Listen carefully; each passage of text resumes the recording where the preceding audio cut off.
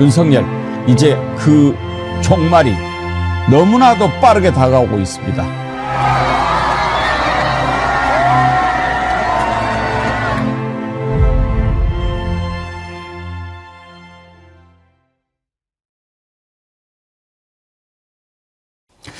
여러분 안녕하십니까? 백운기입니다.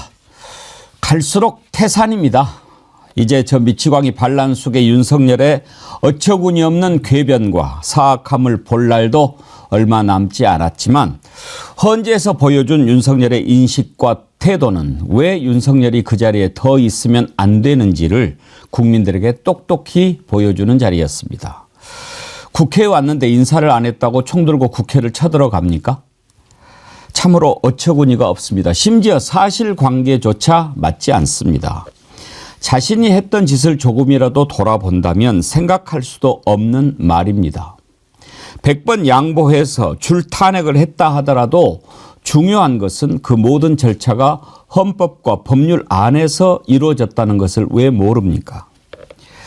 이상민도 가관입니다. 모든 국무위원들이 국무회의도 아니었다고 하는데 처음으로 제대로 된 국무회의였다고 얘기합니다. 그러면 김용현이 찬성했다라고 하는 국무위원이 바로 이상민이라는 고백 아니겠습니까? 윤석열, 김용현, 이상민이 고등학교 동문이라고 하지요. 참 그 학생들을 생각하면 우리가 오히려 미안해집니다. 생방송 백운기의 정치 1번지 출발합니다. 오늘 정어리몰 소개할 상품, 어제까지 여러분 함께해 주신 아귀찜 진심으로 여러분들이 많이 아껴주셔서 감사하다는 말씀드리고, 오늘 패널님들 앞에 이거 하나씩 놔드렸는데 목마르실 텐데 뭐 하나씩 가서 드십시오. 이게 점심 먹고 디저트로 먹겠습니다. 그러십시오. 제가 어제 먹어봤는데 정말 맛이 좋더라고요. 근데 장윤미 변호사님만 해도 젊으니까 잘 모르시겠지만 우리 어렸을 때 한라봉이라는 게 없었어요. 저도 아기 때는 없었어요. 그래요? 오렌지도 귀했던. 있었을 것 같은데.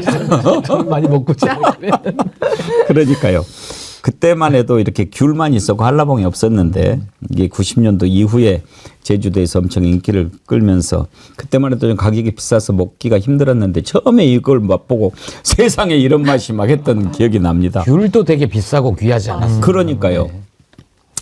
이거 이번에 준비를 했는데 3kg 한 박스에 되게 10과에서 15과 정도 들어있는데 선물용이 아니라서 크기가 조금 작을 수 있지만 그래도 정말 맛이 좋더라고요. 일단 껍질을 까시면 싱그러운 향이 아주 사람 기분 좋게 하는데 아구찜 드시고 디저트로 한라봉 드시면 비타민C도 풍부하고 아주 맛있게 드실 수 있을 것 같아서 정어리몰에서 이렇게 준비를 했습니다. 여러분 한라봉 이번에 정어리몰이 준비한 상품 많이 이용해 주십시오.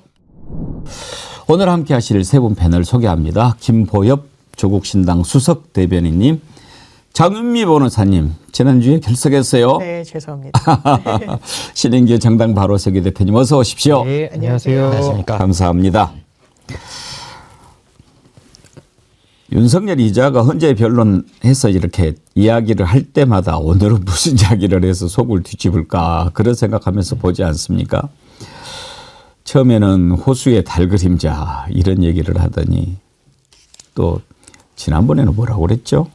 정말 기억도 하기 싫은데 어제 보시면서 김보엽 수석님은 어떤 생각이 드셨어요? 저는 요새는 좀 띄엄띄엄 봅니다. 그걸 계속 지켜보고 있으면 다른 일을 할 수가 없잖아요. 맞습니다. 그리고 말씀대로 몹시 화나는 대목이 많죠. 그런데 이제 저자들이 발악을 하는구나. 최후의 순간까지 발악을 하는구나. 그러면서 좀 느긋하게 보려고 노력을 하고요. 어제 보고 이제 앞으로 2월 말 3월 초 정도면 주문 대통령 윤석열을 파면한다. 이런 결정을 내리지 않겠습니까? 그런데도 저자들은 왜 저러고 있는가? 윤석열이 거기에 동의하는지 안 하는지 모르겠지만 적어도 윤석열을 변호하고 있는 변호인단, 대리인단, 이자들은 파면을 피할 수 없다는 걸 알 겁니다. 왜냐하면 그래요. 5가지 사유 중에 모두 다 헌법 중대하게 법률도 중대하게 위반을 했거든요. 그러니까 파면을 피할 수는 없는데 그럼에도 저렇게 끝까지 뭐 절차의 불공정성이니 뭐니 이런 식으로 딴지를 걸면서 버티는 이유가 뭘까 생각을 해보면 변호인단은 국민의힘은 파면 이후에 준비를 하는 것 같다는 생각이 듭니다. 조기 대선이 열릴 것이고 조기 대선에서 어떻게든 집권을 해서 그 뒤에 윤석열을 사면복권하면 된다라는 생각으로 흩어지면 안 된다. 우리는 똘똘 뭉쳐 있어야 된다. 우리가 비록 하는 게 말이 안 될지언정 계엄, 계몽, 뭐 요원, 의원, 위원 이런 게 인원 말이 안 될지라도 일단 우리 지지자들한테 버티고 싸울 수 있는 거리를 던져줘야 된다. 그게 아니면 저자들도 차마 염치가 있으면 저러지는 못할 겁니다. 참 어쩌면 그런 생각을 막 할 수 있을까 놀라울 정도인데 장유미 변호사님 어제는 시민이 군인을 폭행했다고 얘기를 하더라고요. 얘기까지 하죠. 왜냐하면 이제 정청래 법사위원장이 소추위원으로 자리를 해서 지금 군이 국회를 들어가고 했는데 아무 일도 없었다는 게 말이 되냐라고 했더니 오히려 계엄군이 시민한테 맞았다라고 이야기를 하는 거예요. 정확한 사실관계는 그 당시에 이걸 현장에서 불법 명령인 걸 인지한 거죠. 뒤늦게. 왜냐하면 본인들이 국회에 갔을 때는 메뉴에 따른 국회 방어 하나의 이 훈련이라고 인식을 했다라고 이야기를 하는 거예요. 근데 나가봤더니 시민들이 있고 의원들을 끌어내려고 하니까 도저히 응할 수가 없었던 겁니다. 그러니까 사실상의 태업을 했던 거예요. 그렇게 시민들이 격분하고 일부 시민들이 화가 나니까 이런 부분과 관련해서 근데 물리력 충돌 뭘 보고 이야기를 하는지 모르겠지만 그게 정확한 사실관계예요. 본인이 본인을 발화자로 해서 내려졌던 모든 위법하고 불법적인 그런 명령들 정말 납득할 수 없는 여러 이야기가 나오는 거예요. 그러면서 또 이럽니다. 아니 비상계엄 이건 대통령의 고유 권한이다. 이건 왕만이 할 수 있는 거예요. 대통령도 헌법 질서에 따라서 관계 법령에 따라서 해야 되는데 하나도 안 지켰거든요. 그러면서 자기 변명에 대단히 급급합니다. 부서가 없었잖아요. 왜 헌재가 그걸 빨리 내라고 했겠습니까? 아주 명징한 증거거든요. 이 계엄이 정당하기 위한 절차를 확인할 수 있는 게 국무회의 심의 이 건이거든요. 서면이거든요. 못 냈어요. 그러면서 전자부서고 사후 결제할 수 있는 거다. 사후 부서할 수 있는 거다. 근데 사후 부서 했습니까? 안 한 거예요. 이건 내란 프레임을 씌우니까 국무위원들이 겁을 먹어서 그랬다는 취지로 이야기를 하고 변명을 하니까 변명에 변명을 꼬리를 물면서 결과적으로 이건 탄핵 그리고 파면을 완전히 빠른 속도로 자초하는 변론을 펴고 있다. 이렇게 말씀드리고 싶습니다. 신인규 대표님 이제 하나하나 우리가 살펴보겠지만 또 그런 얘기도 했지 않습니까? 국회에 왔는데 인사도 안 하고 말이죠. 그러니까 그렇다고 총칼을 들고 국회를 쳐들어오냐 그러는데 그러니까 이자는 대통령이라고 하는 자리를 떠나서 공동체에 같이 살아갈 자격조차 없는 사람이 아닌가. 이 법질서 체계 안에서 공동체가 유지가 되는 게 어떤 약속 아니겠습니까? 심지어 부모를 살해한 자도 자기가 직접 이렇게 처단할 수 없는 것 아닙니까? 그게 법질서 아닙니까? 그러니까 사실 어제 그 박수 안 쳐줬다, 뭐 야당에서 자기 물러나라 그랬다. 그러니까 소위 말해서 이제 기분 나쁘다 이거거든요. 근데 보통 우리가 기분이 나쁘다고 해서 누굴 때리거나 또 누구를 다치게 하거나 누구를 죽이거나 하면 안 되죠. 그건 뭐 너무 당연한 얘기를 제가 지금 하는 것 같은데 그런 당연하게 반박당할 얘기를 어제 일국의 대통령이라는 사람이 헌재 나와서 한 겁니다. 그것도 내란을 저지른 중대범죄 혐의자가 반성은커녕 나와서 헛소리를 한 건데 저는 어제 그 장면을 보면서 어떤 걸 심리적으로 느꼈냐면 윤석열이라는 이 자는 당연히 우리 공화국 시민의 자격도 없지만은 거절을 많이 안 당해봤구나. 그러니까 오냐 오냐 곱게 자랐다라는 생각을 좀 많이 했습니다. 그러니까 누가 나에게 박수를 안 해준다? 그럼 저를 인정 안 한다는 거거든요. 그럼 인정 안 했을 때 자존감이 강한 사람은 별로 흔들림이 없습니다. 뭐 박수 쳐주면 고마운 거고 안 쳐주면 뭐 다음에 더 잘해서 박수 치겠지 이러고 넘어가는데 윤석열 이자는 거절을 안 당해봤기 때문에 그 박수 안 쳐주는 게 너무 불쾌한 겁니다. 총칼을 들 정도로. 그러니까 얼마나 이 좁쌀과 또 자기 훈련과 자기 절제가 안 된 사람이라는 것이 어제 저는 만천하에 드러났던 한 장면으로 보고요. 윤석열을 비롯한 이 세력들이 지금 하는 기술이 세 가지입니다. 첫 번째가 물타기 기술이고요. 뭐 논점을 계속 바꾸죠. 그래가지고 가해자와 피해자를 지속적으로 바꿔갑니다. 뭐 대표적인 게 계엄을 한 사람들이 본인인데 내란 범인들이 내란범 잡으러 간 경찰이 오히려 영장 집행하면 그게 내란이다 이렇게 얘기해요. 쉽게 얘기하면 강도가 들어와서 경찰이 테이저건 갖고 와서 잡으려고 하는데 경찰이 강도다 이러고 있는 거거든요. 한심하기 짝이 없고. 두 번째는 트집 잡기죠. 이 트집 잡기 기술인데 사람이 그 법을 만들 때요. 법을 지키자고 만들지 법을 어기자고 만드는 게 아니거든요. 그럼 지키자고 만들면 준법 의지를 가지고 법을 해석해야 될 거 아닙니까? 근데 이 자들은 어떻게든 법을 안 지킬 궁리를 하면서 법꾸라지로 트집 잡기 기술을 지금 하고 있어요. 그래서 지금 대화가 안 되는 내란을 진압해야 되는 상황이고, 마지막으로는 고집 부리기 기술이죠. 이 고집 부리기는 뭐냐면은 뻔한 거짓말이 만천하에 드러나면 인간이면 부끄러움을 알고 얼굴이 빨개지고 동공이 흔들리는 게 정상입니다. 마치 나경원 의원이 한동훈 대표가 토론 과정에서 저한테 공소 취소 부탁했잖아요 라고 했을 때 나경원 의원 정도의 양심만 살아있어도 동공이 흔들리는 게 카메라에 잡혀가지고 막 돌려봤었는데, 이 윤석열 이자는 그 정도의 양심도 없어요. 그래가지고 고집 부리면서 끝까지 자기가 옳다라는 이 독선을 부리고 있는데, 저는 윤석열 시대를 우리가 정리하면서 민주주의란 무엇인가, 헌법이란 무엇인가, 이 나라의 주권자들은 누구인가라는 아주 중요한 질문을 던졌고 거기에 대해 답을 찾아가는 저는 과정을 제시해주고 있다. 전 그렇게 봅니다. 예, 참 기술자들이 어떻게 하는 걸 보고 있습니다. 우리가 바위처럼 강물처럼님, 윤씨 박수 쳐줄게 삐지지 마. 대신 박수 칠 때 떠나 감옥으로 그러셨습니다. 정완식님, 백운갱크님, 모든 국민들이 꼭 알면 좋겠습니다. 알코올 중독, 약물 중독, 무속 중독, 주술 중독, 탐욕 중독, 갑질 중독과 모든 종교 특정 교리 중독자들도 이들의 위험한 특징은 하나같이 자신의 탐욕에 반하는 사람들을 혐오하고 적대시하는 행위를 일관되게 합니다. 그런 지적을 해 주셨습니다. 이제 우리가 하나하나 짚어볼 텐데 괴로우시더라도 윤석열 하는 얘기를 잠깐 한번 들어보지요. 왜냐하면 말도 안 되는 주장을 하면서 그것도 사실과 맞지 않는 그런 주장을 하기 때문에 논리적으로 우리가 반박하기 위해서 한번 들어보자고 하는 겁니다. 들어보기 전에 행복님께서요. 깜빡하신 분들 좋아요 살포시 꾹 하고 갑시다 그러셨는데, 행복님 감사합니다. 지금 13,000명 넘게 들어와 계시는데 좋아요는 4,000분밖에 안 되시네요. 예, 꼭 눌러주십시오. 좋아요 눌러주시면 좋습니다. 자, 어제 그 헌재 변론에서 윤석열의 말도 안 되는 얘기 한번 들어보시죠.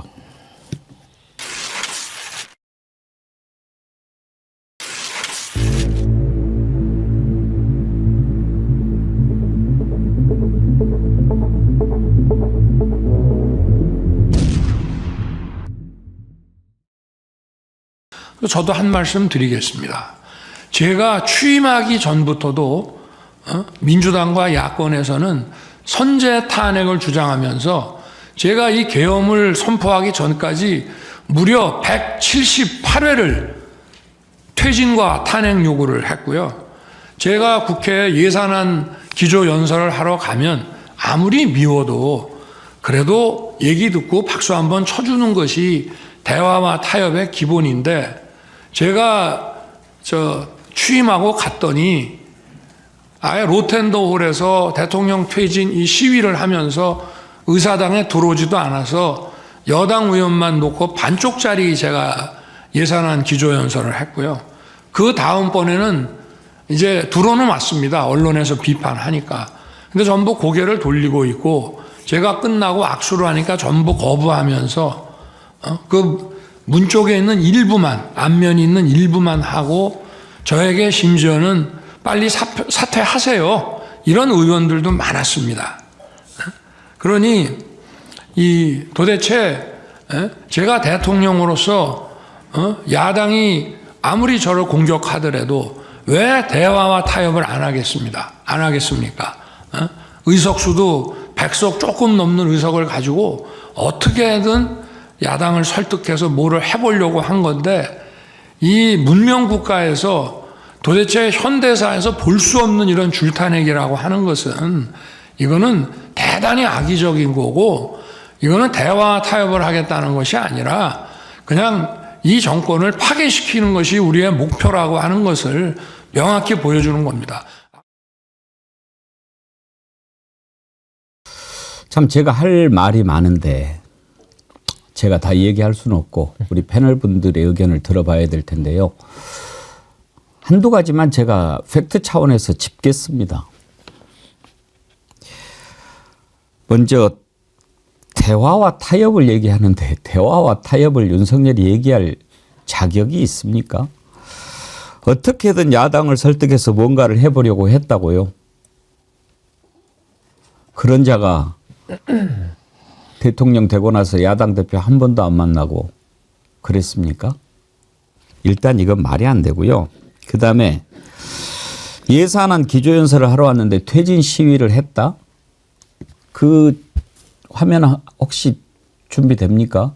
그때 왔을 때 야당 의원들이 들고 있던 피켓을 한번 저희가 보여드리겠습니다. 그때요. 퇴진 얘기는 들어가지도 않았습니다. 준비가 됩니까? 예.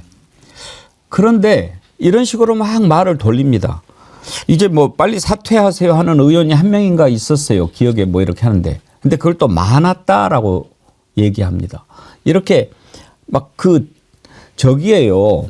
그때 당시에 윤석열 할 때 어떤 일이 있었는지를 우리가 생각해 봐야 됩니다. 바이든 날리면 그 논란이 있을 때 이 새끼들이 그랬어요. 그 이 새끼들이 그러면 누구냐? 그때 김은혜 우리가 다 기억합니다.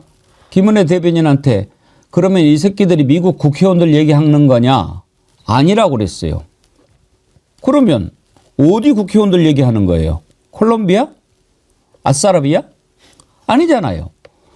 그렇게 우리나라 국회의원들을 향해서 이 새끼라고 했는데 그것에 대해서 사과 한마디 하지 않고 오기 때문에 사과하라고 얘기한 거지. 그때만 해도 마음속으로는 물론 너 같은 놈 대통령 인정할 수 없다. 그러지만 퇴진하라 이런 얘기 하지 않았거든요. 그런데도 이렇게 얘기를 합니다. 김보엽 수석님. 예. 이 말도 듣고 있으면 저걸 말이라고 하나 하는데 교묘하게 표현들을 막 과장하고 비틀고 왜곡하고 막 이렇게 해요. 저 아까 그 장면에서 보시면 변호인단 표정이 재밌습니다. 변호인단이 들으면서 그래 맞아 우리 대통령 말씀이 절대적으로 옳아 공감하는 표정이 아닙니다. 아, 깝깝하다. 이거는 우리도 실드를 못 치는데 아니 100번 그 얘기를 참으로 놓고 보더라도 박수 안 쳤다 퇴진하라 탄핵하자 이런 주장을 했다라고 헌법에 위반되는 비상계엄을 선포를 하고 그런 포고령을 내고 그거 논리적인 연관관계를 도저히 방어할 수 없다. 이런 표정을 저는 봤고요. 아마 기억하실 텐데 조국혁신당이 작년 3월에 창당을 하고 3년은 너무 길다라고 얘기를 했습니다. 그 구호에 담긴 뜻은 윤석열 검찰 독재 정권의 퇴진하지 않는다면 탄핵하겠다라는 건데 당시만 해도 민주당이 어떤 입장이었냐면요. 퇴진, 탄핵 이런 말은 너무 조심스럽다. 우리는 그 말을 쓸 수 없다라고 당의 공식 입장으로 내놨었습니다. 그런데 이제 윤석열 스스로가 제발로 탄핵의 길로 걸어 들어갔던 거 아닙니까? 그 아까 신인규 변호사 그 말씀도 하셨는데 이 검찰에서 못된 버릇을 배우고 정치에 대해서는 단 하나도 모르는 그래서 정치적인 주장으로 정치적인 공격으로 당장 사퇴하세요. 그럴 때마다 비수 하나씩 박힌 것처럼 아파하면 아픈 척하는 거지 아파하지도 않았을 겁니다. 이 검찰총장 검찰에서 훈련 받은 게 센 놈들한테는 머리 수그리고 복종을 하고 약한 놈들한테는 그런 복종을 요구하고 그 못된 버릇들이고요. 물타기, 트집 잡기, 고집 부리기 이게 전형적으로 드러났던 게 그거 아닙니까? 그 성폭행 뇌물 혐의로 범인 해외로 도피하려고 했던 김학의를 잡으니까 잡은 자들을 출국 금지했다고 불법이라고 그 자들을 기소를 했지 않습니까? 그분들이 지금은 차기욱은 이규원 다 우리 당에 와 있는데 그분들이 최근에 다 무죄 받았거든요. 그런 식으로 되치기하고 물타기하고 트집 잡고 이게 검찰에서 자기들은 정치를 배웠다고 하는 검찰 출신 인사들의 특징입니다. 지금 뭐 퇴진하세요라고 했다고 하는데 찾아봤더니 그때 국회에 들어올 때 진보당 국회의원 한 명이 그런 피켓을 들고 있기는 했어요. 줄일 건 예산이 아니라 윤회 임기. 응? 이게 그렇게 기분이 나빴는 모양이죠. 그 전에 국민의힘은 어땠는 줄 아십니까? 문재인 대통령 때 문재인 대통령이 국회 예산안 시정연설을 하러 나왔는데 아예 딱 테이블에다가 특검 수용하라. 특검 거부하는 자가 범인이다. 이런 것을 놓고 있었습니다. 그런 식으로 만약에 하면은 계엄 아니라 별것도 했겠죠. 아니 계엄의 정당성을 주장하기 위해서 내세우는 논리가 고작 이겁니까, 장윤미 변호사님? 얼마나 허술한지를 본인 스스로 증명하는 꼴이 된 거고요. 본인은 그게 대단히 억울했던 것 같아요. 그러니까 뭘 협치를 위해서 본인이 노력했다고 이야기합니까? 그 뒤에 예산안과 관련한 시정연설 국회에 모습을 드러내지 않았는데요. 국회 개원할 때도 모습 드러내지 않은 게 헌정사에 처음 있었다는 진단까지 나왔었는데 무슨 협치를 위해서 이야기를 합니까? 그리고 이런 격정적인 감정 헌법재판관 앞에서 100번 1000번 토로해도 불리할 뿐입니다. 그렇죠. 왜냐하면 본인이 해야 될 일은요. 내 계엄이 왜 정당했는지, 왜 이 상황을 전시사변에 준하는 국가 비상상황으로 인식해서 계엄군을 이렇게 이제 가동시켰는지 이 부분에 대해서 재판부를 설득해야 돼요. 절차적으로도 그렇다는 부분을 설득해내야 되는데 박수도 안 치더라. 내 앞에서 사실상 모멸하더라. 그 자리에서 물러나라고 하더라. 그걸로 계엄 선포할 수 없습니다. 그런 식으로 계엄 선포하면 우리나라의 이 전직 대통령 전부 전 세계 모든 지도자들이 계엄해야 될 거예요.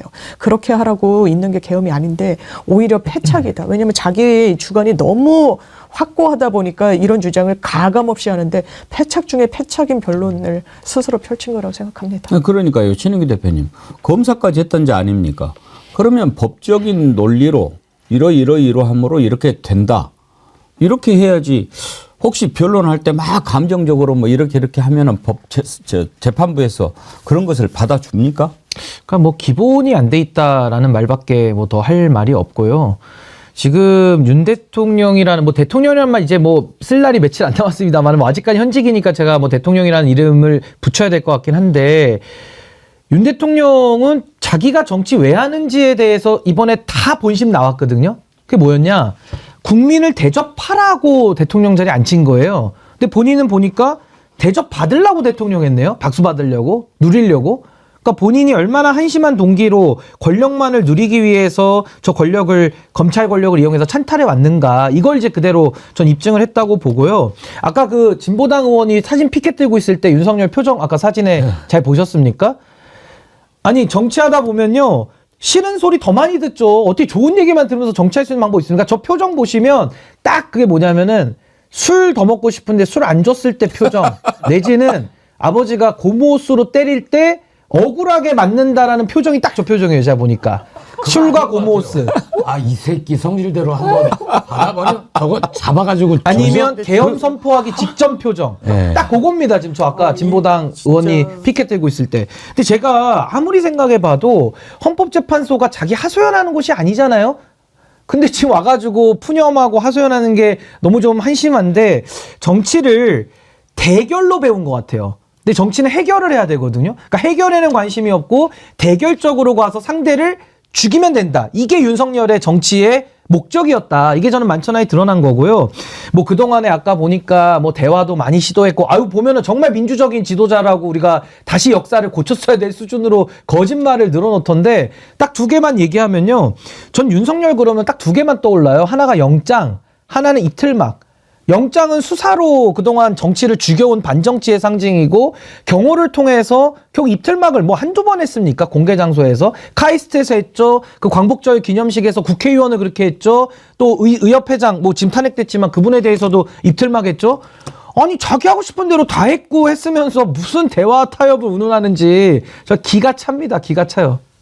저자는 정말 그 술을 너무 많이 마셔서 그런지 자기가 무슨 말을 하는지도 모르고 어제 했던 말도 기억을 못하고 그러는 것 같습니다. 적어도 다른 건 몰라도 대화와 타협은 저자 입에서 나올 말이 아니죠. 어떻게든 야당을 설득해서 뭔가를 해보려고 했다고요. 제가 너무나 많이 말씀을 드렸기 때문에 여러분들 귀에 박히셨을 거예요. 윤석열 대통령 당선된 이후에 취임하기 전까지 제가 여러 차례 방송에서 이야기를 했습니다. 이럴 때가 아니다. 그때도 이미 여소야대였습니다. 야당의 협조가 없으면은 그거는 국정을 운영할 수가 없는 상황이었기 때문에 야당을 많이 만나야 된다. 이 황금 같은 시간에 그냥 자기들끼리만 만나서 김치찌개 먹고 뭐 이럴 때가 아니다. 그런 얘기를 제가 했거든요. 제 개인적으로 하고 있는 방송도 아니고 다른 방송에서 그렇게 얘기를 했습니다. 그랬는데도 전혀 만난다는 뉴스가 안 나와요. 그래서 이놈아가 정치를 별로 해보지도 않은 놈인데 뭔가 좀 아나? 낮에는 그렇게 안 하고 밤에 슬그머니 야당 의원들 만나서 이런저런 도움을 청하나? 그렇게 생각했어요. 왜냐하면 그게 상식이니까. 나중에 알고 보니까 만났다는 국회의원이 한 명도 없어요. 야당 의원들이. 낮에는 자기 가까운 사람들 만나서 맛있는 거 처먹고 밤에는 술 처먹고 이것만 한 거예요. 그래놓고 무슨 야당을 설득하고 대화와 타협을 그 입에 올립니까? 김화숙님, 협치 좋아하네. 새치 하나 조심해라. 오캡틴님은 구자를 넣어가지고 해주셨기 때문에 사실 좀 보여드리고 싶은데 구수가 구질하게 구라를 구사하네. 구자가 5개 들어갔습니다. 재미있게 쓰셨어요. 구수가 구질하게 구라를 구사하네. 이런 식으로 얘기한다고 재판부가 흔들리겠습니까? 근데 이제 기술자다 보니까 이런 방법 저런 방법 다 쓰죠. 그러면서 심지어 이런 말까지 합니다. 시민들이 군인을 폭행했다고요. 아니 온 세계에 다 생방송으로 중계가 됐어요. 그때 어떻게 됐습니까? 한번 보시죠. 내란 프레임으로 만들어낸 체포, 누구를 끌어내는 일, 그런 일이 전혀 일어나지 않았고 계엄 상황에서 경비와 질서 유지를 하러 간 군인들이 오히려 시민들한테 폭행을 당하는 그런 상황이었다는. 저것도 말이죠. 참 말도 안 되는 걸 이렇게 해명을 하고 반박을 해야 되나. 경비와 질서를 유지하러 갔대요. 군인들이. 무슨 난리가 일어났습니까? 군인들이 왜 왔습니까? 국회의원들 끄집어내려고 갔잖아요. 그런데 그거를 저렇게 얘기합니다. 아니 세상에 유리창 깨면서 경비하고 질서 유지하는 군인들이 어디 있습니까? 그 사람들이 들어갔던 거잖아요. 만약에 시민들이 국회 안에 들어가서 난동을 피우고 있었다. 부득이하게 유리창을 깨고 들어갈 수밖에 없었다. 그러면 모르겠는데 그것도 아니잖아요. 군인들을 투입해서 의원들을, 인원들을, 요원들을 끌어내려고 했던 건데 뒤늦게 거짓말을 하려고 하니까 앞뒤가 안 맞는 거죠. 아니 그냥 쉽게 얘기해서 강도가 들어왔습니다. 그럼 어떻게 하죠? 신고하죠. 저희 집에 강도가 들어왔으니까, 칼 들고 들어왔으니까. 그럼 신고하면 경찰이 와서 좋게 타일르나요? 바로 체포하죠. 물리력을 쓰죠. 그럼 그때 강도가 뭐라 그럽니까? 경찰이 사람 팬다고. 뭐 그러든지 말든지 그냥 뭐 패든지 말든지 데리고 가는 거예요. 영장이 없으면 현행범 체포, 있으면 영장을 집행하는 거거든요. 근데 이걸 가지고 지금 강도가 야 경찰이 사람 팬다고 이러고 있으니 설득력이 있습니까? 강도가 그렇게 얘기도 안 했어요. 강도가 그런 얘기도 안 했다고. 그러니까. 아니 그리고 이게요. 지금 보니까 본 놈이 그런 거예요. 지금 그 댓글에 강도를 보낸 놈이. 그러니까요. 보낸 사람이 그러고 있으니까 네. 더 나쁜 거고 지금 이게 댓글에 유행하는 게 뭐냐면 이 국민들께서 지금 어떻게 이걸 조롱을 하고 계시냐면 은행털이가 이제 강도가 은행을 터는데 그 강도의 얘기입니다. 은행털이는 강도의 고유 권한. 다친 사람도 없고 은행에서 돈도 안 뺏어갔으니 은행 강도는 무죄. 2분 만에 끝나는 은행 강도 사건이 어디 있냐? 이러면서 이제 달그림자 얘기까지 하는 겁니다. 그러니까 이게 도대체 강도가 은행 터리범이 무슨 말을 하고 있는 겁니까 지금? 근데 지금 우리가 얘기하는 것은 내란이고 또 앵커님 말씀하신 대로 내란에서 군인을 보냈는데 군을 보낸 최종 책임자 아닙니까? 배우 수계가 할 말은 아니다. 저 그렇게 봅니다. 근데 왜냐하면 최근에 부산에서 은행 강도 사건이 그겁니다. 있었는데 예. 물총을 이 오리물총인가 가져갔잖아요. 공룡물총. 공룡이래요. 티라노사우루스. 그러니까 저는 신은규 변호사가 말씀 주신 대로 아니 2분짜리 그게 어딨냐? 나 이거 금융계에 한번 충격파를 던지려고 한 거다. 나 돈을 훔치기로 했냐? 뭘 했냐? 나 오히려 잘한 거다. 똑같아요. 논리는 실제로 이게 되게 해학을 담고 유머러스하게 이제 표현이 돼서 그런데 논리 구조가 똑같은 거예요. 이게 뇌 구조가 다 같은 거죠. 아무 일도 없었으니까 아무 책임도 지지 않겠다. 아니요. 아무 일도 있지 않았을 뿐만 아니라 그런 거에 죄를 묻는데 심지어는 법정형이 사형 무기징역 무기금고로 돼 있는 겁니다. 예. 그게 그 만평으로 막 이렇게 나오고 있어요. 그 은행 터리범이 있었다는 그게 지금 공개가 됐죠. 공룡인데 이게 이제 딱 보면은 곤충같이 이렇게 생겨 있어요.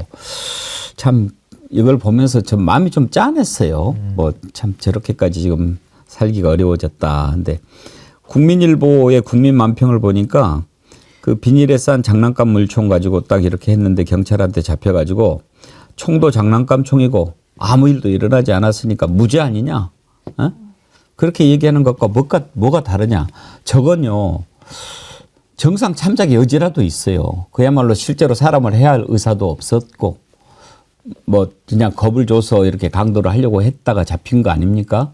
비닐에 싸가지고 마치 총처럼 보이게 하려고 그랬는데 이제는 실제로 실탄까지 그리고 빨리 안 들어가 총을 쏴서라도 문짝을 부수고서라도 이렇게 얘기했던지 아닙니까? 그러니까 현직 대통령이고요. 군 통수권자가 친위 쿠데타를 일으키려다가 실패한 사건입니다. 본질은.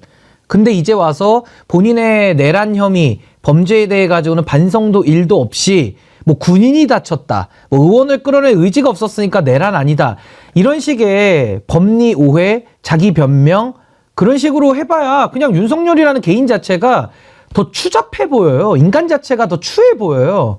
그래서 저는 뭐 원래 추한 인간이라고 할 말은 없는데 뭐 추하든 안 추하든지 간에 결국 본인이 행한 범죄 혐의에 대해서는 죗값을 엄정하게 물어야 되는 것이고 저는 저 은행 강도를 빙자해서 풍자하시는 저분의 저 행위 속에 윤석열 당신이 지금 얼마나 한심한 짓을 하고 있느냐 그걸 깨닫게 해주고 있는데 뭐 깨달을지는 잘 모르겠습니다.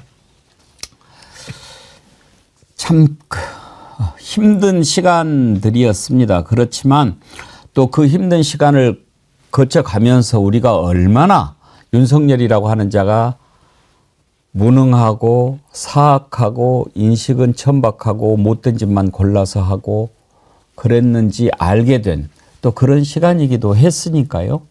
이런 걸 잘 교훈으로 삼아서 다시는 이 땅에 저런 자가 태어나지 않도록 그렇게 하는 것이 중요하겠지요. 어제 나온 이상민도 보면서 어쩌면 저렇게 똑같을까 그런 생각들 하시지 않았습니까? 국회에 나와서는 답변하지 않겠습니다만 계속 얘기해서 저놈은 아는 것도 없고 말할 줄도 모르고 그러는 줄 알았는데 어제 나오니까 얘기를 막 하더라고요. 근데 그거를 말이라고 합니까? 예를 들면 어느 정도 그러니까 윤석열은 검사 출신이고 이상민은 판사 출신이라면서요.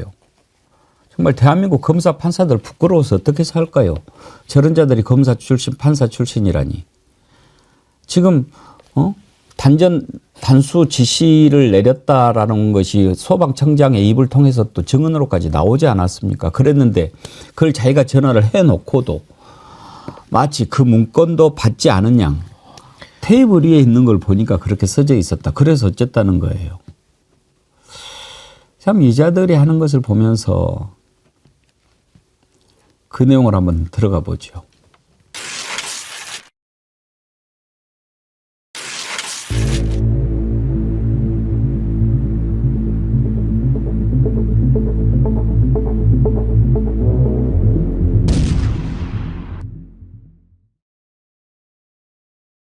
쪽지는 구체적으로 어디에 있었습니까?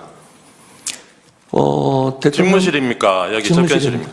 어디 위에 집무실 놓여 대통령 탁자에 이렇게 대통령 탁자인가요? 아니면 이 원탁 위인가요? 원탁 말한 원탁 위에. 네. 그 단전 단수에 소방청장 문구도 있었습니까? 제일 머릿말이 그랬던 것 같습니다. 그래요? 네. 소방청장 이렇게 돼 있었습니까? MBC 여론조사 꽃 기억나십니까? 네. 또 뭐 있었습니까? 한겨레, 한겨레도 경향신문, 있었던 것 JTBC 같고요. 맞습니까? 뭐 대충 그 정도였을 겁니다. 예. 제가 이번에 쭉 헌재 변론 지켜보면서 가장 주목하는 분이 바로 저 장순욱 변호사입니다. 국회 측 대리인인데 아주 참 여유도 있으면서 콕콕 요점을 잘 찌르더라고요. 그러니까 지금 이제 저 질문을 하는 이유가 뭡니까? 헌법재판관들을 향해서 이상민이 어떻게 거짓말을 하는지 판단해 주십시오라는 그 질문 아니겠습니까? 지난번에 국회에서 박선원 의원이 참 질문 잘했지요. 최상목 대행 그 쪽지를 받아서 그냥 뭐 주머니에 넣었다고요? 그랬겠습니까? 그러니까 그게 거짓말이라고 하는 것을 밝히기 위해서 가로로 접혔냐 세로로 접혔냐라고 물어보는데 야, 참 대단하구나. 당황하지요. 거짓말이니까. 그런데 그걸 제출한 걸 보면은 쫙 펴져 있죠. 접히는 적조차 없이. 그러면 다리미질을 했냐? 이렇게 물어보는 거 아니에요. 아니, 신인규 대표님. 그거를 받은 게 아니라 지가 이렇게 싹 원탁 위에 있는 것을 봤다는 거예요. 거기 보니까 단전 단수 뭐 JTBC, MBC 뭐 이렇게 써진 거를 싹 탁 한눈에 보고 저게 대통령의 뜻이군. 뭐 그래서 그렇게 했다. 지금 그렇게 얘기하려고 하는 겁니까? 좋겠네요. 안고 안 가도 돼서 눈이 좋으시네요. 몽골 출신인지 모르겠지만은 몽골 사람들이 시력이 7.0이라 그래요. 그래서 멀리 있는 것도 다 본다 그러는데 이상민 전 장관의 또래 되시는 분이 그냥 이렇게 어디 멀리 있는데 글씨가 다 보인다? 그거 굉장히 눈이 건강한 거죠. 그래서 그거는 뭐 검증을 좀 해봐야 될 부분인 것 같고요. 저는 이번에 윤석열, 한덕수, 이상민, 최상목 요 4명만 제가 꼭 집어서 이 자들을 통해서 대한민국이 정말 총체적으로 저는 되짚어볼 부분이 많다라고 생각을 합니다. 이게 바로 그 엘리트의 민낯이라고 저는 부르고 싶은데요. 이게 뭐냐면 지식과 양심이 있을 때, 지성과 양심이 있을 때 과연 우리 사회는 무엇을 더 강조해 왔나. 그러니까 그동안에도 그냥 지식 위주로 한 거 아닙니까? 우리가 정직하게 살아라, 도둑질하지 말고 거짓말하지 말아라, 좀 손해보더라도 정직해라 라는 걸 가르쳤나? 아니면 그거 안 가르치고 야 그냥 똑똑하게 살아라, 더 배워라, 더 가져라, 어떻게 가르쳐 왔습니까? 도대체 어떻게 해왔길래 저런 사람들이 아니 한 명만 있어도 문제인데 어떻게 저렇게 고위직에 다 들어가죠? 그래서 저는 정말 대한민국을 한번 좀 되짚어봐야 될, 전 매듭을 한번 풀었다가 다짐해야 될 시점이 이 윤석열의 시대라고 보고, 양심이 결여된 지식은 흉기입니다. 근데 지성이 결여된 양심은 우리 사회를 지키는 무기가 되거든요. 그러니까 우리 국민들이 지식이 적을 수 있습니다. 아는 게 적을 수 있어요. 근데 양심이 살아있으면 그게 뭉쳤을 때 우리 사회를 지키는 든든한 무기가 되는데, 양심이 빠지면서 지식만 있는 저 엘리트의 민낯이 저렇게 나올 때는 저건 아주 위험한 흉기가 돼서 우리 사회를 무너뜨릴 수 있다. 그래서 저는 너무 많이 배우라고 하지 마시고 정말 정직을 가르치고 무엇이 옳고 그름인지, 그리고 어떤 상황에서도 올바른 말을 할 수 있는 그런 용기와 그런 지혜를 좀 가르쳐야 되는데, 저분들은 그런 과정이 전혀 생략된 아주 전형적인 저는 사기꾼과 같은 모습을 지금 우리가 전 국민이 보고 있다. 전 그렇게 매우 안타깝습니다. 구글링님 충격, 이상민 몽골인으로 밝혀져. 아, 몽골에서 오신 것 같아요, 제가 볼 때. 몽골인 비하 발언입니다. 근데 아무리 양심이 없어도 그럴 수가 있을까? 그러니까 뭐 이제 그 변명을 하지만 그래도 어느 정도 조금 말이 되는 변명을 했으면 좋겠어요. 소방청장하고 전화했다는 것을 이제 인정을 할 수밖에 없는 상황이잖아요. 그거 왜 전화했냐? 그랬더니 이자도 윤석열하고 똑같은 얘기를 해요. 질서 유지를 위해서 제대로 되고 있는가 확인하려고 전화했다. 정말 저 입을 어떻게 해버릴까요? 한번 들어보시죠. 큰 사건 사고고 접수된 거는 없는지, 어떤 각종 시위나 충돌 같은 상황은 없는지, 그런 상황이 전반적으로 궁금해서 제가 경찰청장과 소방청장이 차례로 전화를 했습니다. 만일의 경우를 대비해서 국민의 안전에 대해서 최우선적으로 그리고 꼼꼼히 챙겨달라라는 취지에 당부를 한 거고, 언론사 5곳을 말씀을 하시고 그 경찰 이야기를 하고 요청이 오면 적절한 조치를 취하라, 이런 뜻으로 저는 그때 전화를 받고 옆에 있던 우리 그 간부들도 제가 아마 단전단수가 소방 업무냐 할 수 있느냐 물었는데 아니라는 이야기를 저에게 했기 때문에. 장윤배 변호사님, 저런 해명을 들으면 재판관들은 어떻게 판단합니까? 왜냐하면 둘 중에 한 명은 거짓말을 하는 것이거든요. 소방청장도 국회에서 아마 이 녹취 같은 건 증거로 제출을 국회 소추위원단이 할 거예요. 그럼 양립할 수 없는 겁니다. 논리적으로. 누군가 한 명은 거짓말을 하는 거예요. 그러면 소방청장은 이렇게 이야기합니다. 그 당시 상황과 관련해서 구체적인 언론사까지 이야기를 해요. JTBC, MBC, 여론조사 꽃, 경향, 한겨레. 그리고 심지어 이상민 전 장관은 그 언론사에 대한 쪽지를 봤다라고 해요. 다만 그걸 내가 내 입으로 옮기진 않았다라는 겁니다. 그 마음속에 있는 걸 소방청장이 독심술사도 아닌데 어떻게 읽습니까? 이거는 누군가 지시를 받았다고. 그리고 소방청장은 이상민 장관을 끌어들여서 거짓말을 지어낼 아무런 이유가 없어요. 왜냐하면 처음에 약간 함구하듯이 진실을 이야기하는데도 좀 저어하는 태도를 보였거든요. 그리고 그 이후에도 밑에 실제로 단전단수 조치에 들어가라고 하달했다는 의혹이 제기되고 있습니다. 그렇다면 대단히 구체성을 띠고 거짓말을 할 동인이 없는 일관성과 흔들리지 않는 진술을 하는 소방청장과 내가 대통령으로부터 지시받지 않았다. 지시받지 않았을 수 있어요. 지시받지 않아도 본인이 할 수는 있으니까요. 그런데 또 본인은 책임을 빠져나가고 싶은 거예요. 그러니까 쪽지는 있더라 라고 하면서 그런데 말로 옮기진 않았다라고 하는 논리적 공백이 매우 큰 그 자의 진술과 누가 진실을 이야기하고 있다고 판단할 겁니까? 더더군다나 윤석열 대통령의 우호 증인들의 증언과도 배치됩니다. 왜냐하면 김용현 전 장관은 헌재 나와가지고 이른바 쪽지가 문제가 되니까 누구누구한테 줬냐고 문제를 삼으니까 질문이 나오니까 나는 최상목에게 주고 또 외교부 장관한테 주고 조태열 그리고 행안부 장관한테 줬다라고 하거든요. 근데 본인은 받지 않고 멀리서만 1, 2분 흘낏 봤다라고 이야기를 합니다. 누가 거짓말하고 있는 걸까요? 이향님, 이상민 저 얘기를 듣고 우리 부부가 식탁에 큰 글씨로 써놓고 읽어봤습니다. 제가 보기에는 법을 공부하고 법으로 먹고 살았던 법기술자의 비루함, 천박함, 이걸 보는 것 같습니다. 신 대표님은 지식 그리고 양심을 말씀하셨는데 저는 이자들한테 양심까지 바라지는 않고요. 상식이 있었으면 좋겠다. 상식대로라도 말하고 행동했으면 좋겠다라고 생각을 하고요. 아까 국회 대리인단 그 변호사 말씀하셨는데 잘 하십니다. 그런데 저는 표현 하나는 꼭 바로잡았으면 좋겠는데 그 쪽지라고 얘기를 하잖아요. 예. 쪽지, 메모 혹은 문건 이런 표현을 쓰는데 아닙니다. 이거는 구체적인 지시 명령서입니다. 포고령 이후에 각 국무위원들이 자기 해당 분야에서 무엇을 해야 하는지 김용현이든 아니면 김용현하고 상의한 윤석열이든 니네 행안부는 이거에 니네 외교부는 이거에 또 국방부 경찰 이런 식으로 다 내린 거 아닙니까? 이거는 구두로도 했을 가능성도 있지만 각 국무위원들이 대통령으로부터 비상계엄 이후에 각 부처가 해야 될 일이 담긴 문서를 받은 겁니다. 거기에 정식으로 공문 형태가 아니고 결재란이 없었을지 몰라도 그걸 왠지 쪽지, 메모 이렇게 얘기하면 누가 대충 끄적거려서 준 것 같이 아니면 별로 덜 중요한 듯한 느낌이 들지 않습니까? 앞으로는 이게 그 A4 용지에 계엄군의 계엄사령부의 혹은 내란 수계의 명령이 담긴 지시 명령서라고 표현을 해야 될 것 같습니다.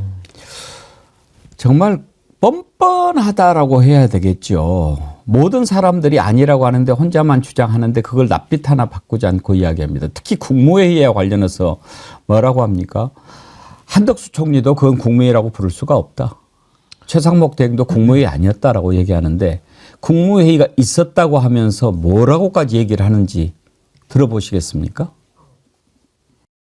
참석하시는 분들이 내가 지금 국무회의를 하고 있구나 이런 생각을 못 하셨던 것 같거든요. 근데 증인께서는 네. 이게 지금 국무회의라고 생각을 하셨던 건가요? 그렇습니다. 이번 국무회의처럼 실질적으로 국무위원들끼리 열띤 토론이나 의사전달이 있었던 것은 처음이었고요. 도대체 국무위원이 대통령실에 그러면 뭐 간담회 하러 오거나 뭐 놀러 왔다는 것은 말이 안 되는 얘기입니다. 그래서 전부 다 반대하고 걱정하고 총리께서 말씀하셨듯이 저는 국무회의라고 생각하지 않습니다. 말도 안 된다, 막아야 됩니다 라고 이야기를 했고요. 회의 자체가 없었다고 생각합니다. 장윤미 변호사님, 어떻게 보면 저자들이 이제 자기들이 파놓은 말에 덫에 오히려 걸려들었다라고 생각이 되는데, 지난번에 김용현이 찬성한 사람도 있었다고 했잖아요. 네. 다 반대했다라고 하는데 실질적인 국무회의였다고 생각을 한다라고 하는 이상민의 진술은 그 찬성한 사람이 바로 자신이었다라고 하는 그런 진술이 돼버리는 것 아닙니까? 그래 보이죠. 왜냐하면 다 반대했다라고 했는데 찬성한 사람, 본인의 내심은 본인이 알 테니까요.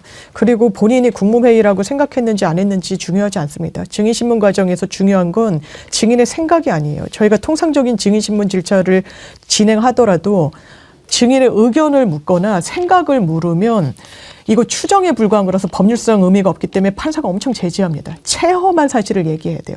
그러면 다른 사람들이 뭐라고 얘기합니까? 국무회의가 왜 아니라고 합니까? 그 형식적 요건조차도 갖추지 못했거든요. 여러 번 계속해서 국무위원으로서 했던 통상적인 국무회의 이 절차는 완전히 달랐다는 겁니다. 그래서 간담회라는 말이 나왔던 거예요. 김영식 재판관이 묻습니다. 거기 국무회의 간사는 출석을 했냐고. 그게 행안부 소속 공무원이 하는 거죠. 다 속기하고 이래야 되니까. 있지도 않았습니다. 그러니까 아예 형식적 요건도 갖추지 못했고, 심지어 이상민 장관이 국무위원들이 오질 않아가지고 이 부분과 관련해서 30분인가 기다리느라고 지체됐다고 하는데, 어떤 보도가 있었냐면요. 그 당일 이상민 장관은 지방 일정이 있었습니다. KTX를 타고 올라오는데 전화가 왔다는, 김용현 장관한테. 비화폰으로 통화 가능하냐 물어서 비화폰으로 바꿔 듣고 빨리 대통령실로 갔다는 거예요. 그 당시에 앉아 있었던 국무위원들, 뭐 통일부 장관, 법무부 장관 다 비화폰을 갖고 있는 장관들이었다는 겁니다. 근데 그걸로는 의결 정족수가 안 됐던 거예요. 한덕수 총리의 말에 의하면 이거 최소한 불러야 됩니다. 나머지 원래 안 부르려고 했다라는 윤석열 대통령의 그런 보도가 나오고 있어요. 그래서 부랴부랴 불렀다는 겁니다. 근데 농림수산식품부 그 여성 장관인가요? 자기는 가자마자 막 대통령이 계엄하겠다고 나가길래 무슨 내용인지도 몰랐다고 합니다. 그거는 국무회의가 아니에요. 국무회의가 왜 중요하냐? 계엄을 하기 위해서는 헌법에 국무회의의 심의를 거치도록 돼 있습니다. 심의라는 건 찬반을 하는 건 아니에요. 의견을 같이 모으는 그 절차고 부서까지 완료돼야 그 정확한 절차가 완료되는 겁니다. 아무것도 하지 않은 거예요. 이런 부분과 관련해서 논의, 숙의 있지 않았고, 이 속기 남기지 않았고, 부서 뭐 전자부서니까 나중에 하면 된다. 그래서 나중에 했습니까? 3개월 지나서 지금까지 했나요? 못했잖아요. 왜냐하면 또 이런 기사가 있거든요. 최상목 대행이 그날 막 사인하라고 그랬다는 거예요. 대통령실 뭐 관계자가. 나 못한다. 이런 거에 나 내 이름 남길 수 없다. 그러니까 다른 국무위원들이 보고 있다. 주저주저 하면서 아무도 사인 안 했다는 겁니다. 그런데 어떻게 이걸 국무회의고, 내 생각은 그렇고 이거 실질적으로 문제가 없다. 헌재에서 제일 먼저 요구했던 서류가요, 윤석열 대통령 측에 이 국무회의 심의서였어요. 없었거든요. 못 냈습니다. 지금까지 못 냈고 앞으로 못 낼 건데 그거 하나만으로도 탄핵 사연을 차고 넘칩니다. 근데 저는 이제 법적으로만 이건 좀 하고 싶은 게, 우리 헌법 88조에 국무회의라는 게 나옵니다. 그리고 계엄은 국무회의에서 다뤄야 될 사항인 게 89조에 나오고요. 정부조직법 12조 사항에 따르면은 국무회의가 규정되어 있습니다. 의장이 대통령이 이거 쭈루룩 설명 나와 있거든요. 거기에 따르면 국무회의 규정이라고 하는 대통령령에 의해서 하도록 되어 있는데, 이 대통령령 살펴보시면요. 목적, 회의 운영, 의안 제출, 합의, 의안 심의, 의결 정족소, 대리 출석, 국무회의 회의록까지 다 나와 있습니다. 그럼 이걸 다 지켜야 국무회의거든요. 근데 지금 보시면은 누구는 했다 그러고 누구는 안 했다 그러고 누구는 간담회라고 한 3가지 학설이 지금 막 대립하는 것 같아요. 그러면 단적으로 우리가 주주총회를 열었는데, 뭐 기업에서도 주주총회 하니까요. 주주총회를 열었는데 어떤 주주는 야 이거 주주총회야. 또 어떤 주주는 야 주주총회 아니야. 우리 밥 먹으러 온 거야. 아니면 어떤 주주총회는 야 우리 그냥 MT 온 거야. 이렇게 다 주장하면 그 주주총회입니까 아닙니까? 법정 가겠죠? 아니겠죠?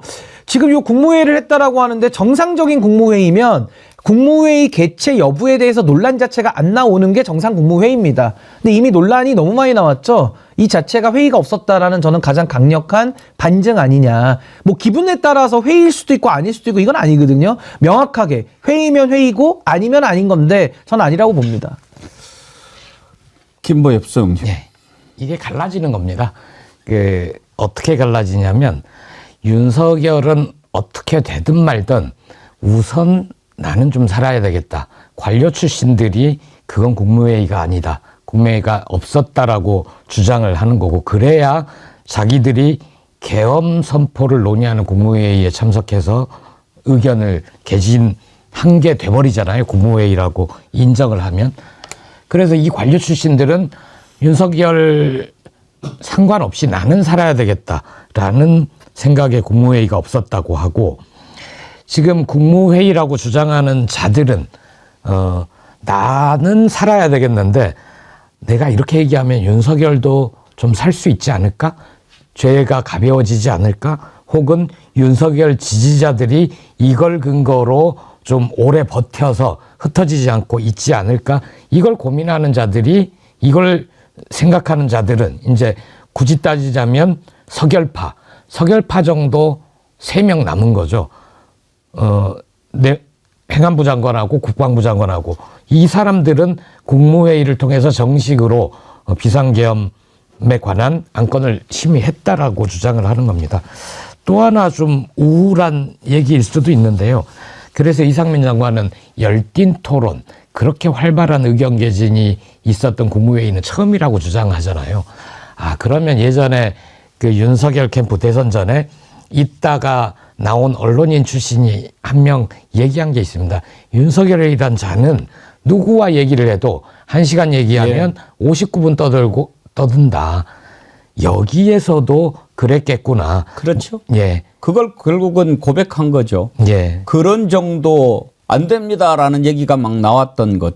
이걸 가지고 아마 처음으로 실질적인 국무회의가 아니었나 이렇게 얘기를 했다라고 하면 그동안에 대한민국의 국무위원들이 모여가지고 했다는 국무회의가 얼마나 실질적이지 않았는지를 보여주는 얘기 아닙니까? 그걸 고백하고 있어요. 그러니까 너네들이 그동안에 어떻게 했는지 국민들이 이제 알게 돼버렸다. 이런 얘기 아닙니까? 제가요, 요즘에 저자들 하는 걸 보면서 내가 좀 잘못 생각한 게 하나 있구나. 이런 게 있습니다. 제가 그동안에 여러분께 계속 말씀을 드렸죠. 왜 윤석열이 내란을 일으켰는가. 그렇게 이야기하면서 이야기했던 것이 부정선거 저것은 다 명분이고 말도 안 되는 얘기고 결국은 윤석열과 김건희의 죄를 덮기 위해서 그게 곧 들통날 것 같으니까 그렇게 저지른 것이다. 이렇게 말씀을 드렸죠. 그 생각은 지금도 똑같습니다. 그런데 한 가지 제가 요즘 들어서 바꾼 것은 이렇게 내란을 저질러 놓고 부정선거 이걸 명분으로 갖다 내세운 게 아닌 것 같다 하는 말씀입니다. 뭐냐? 미리 준비한 것 같아요.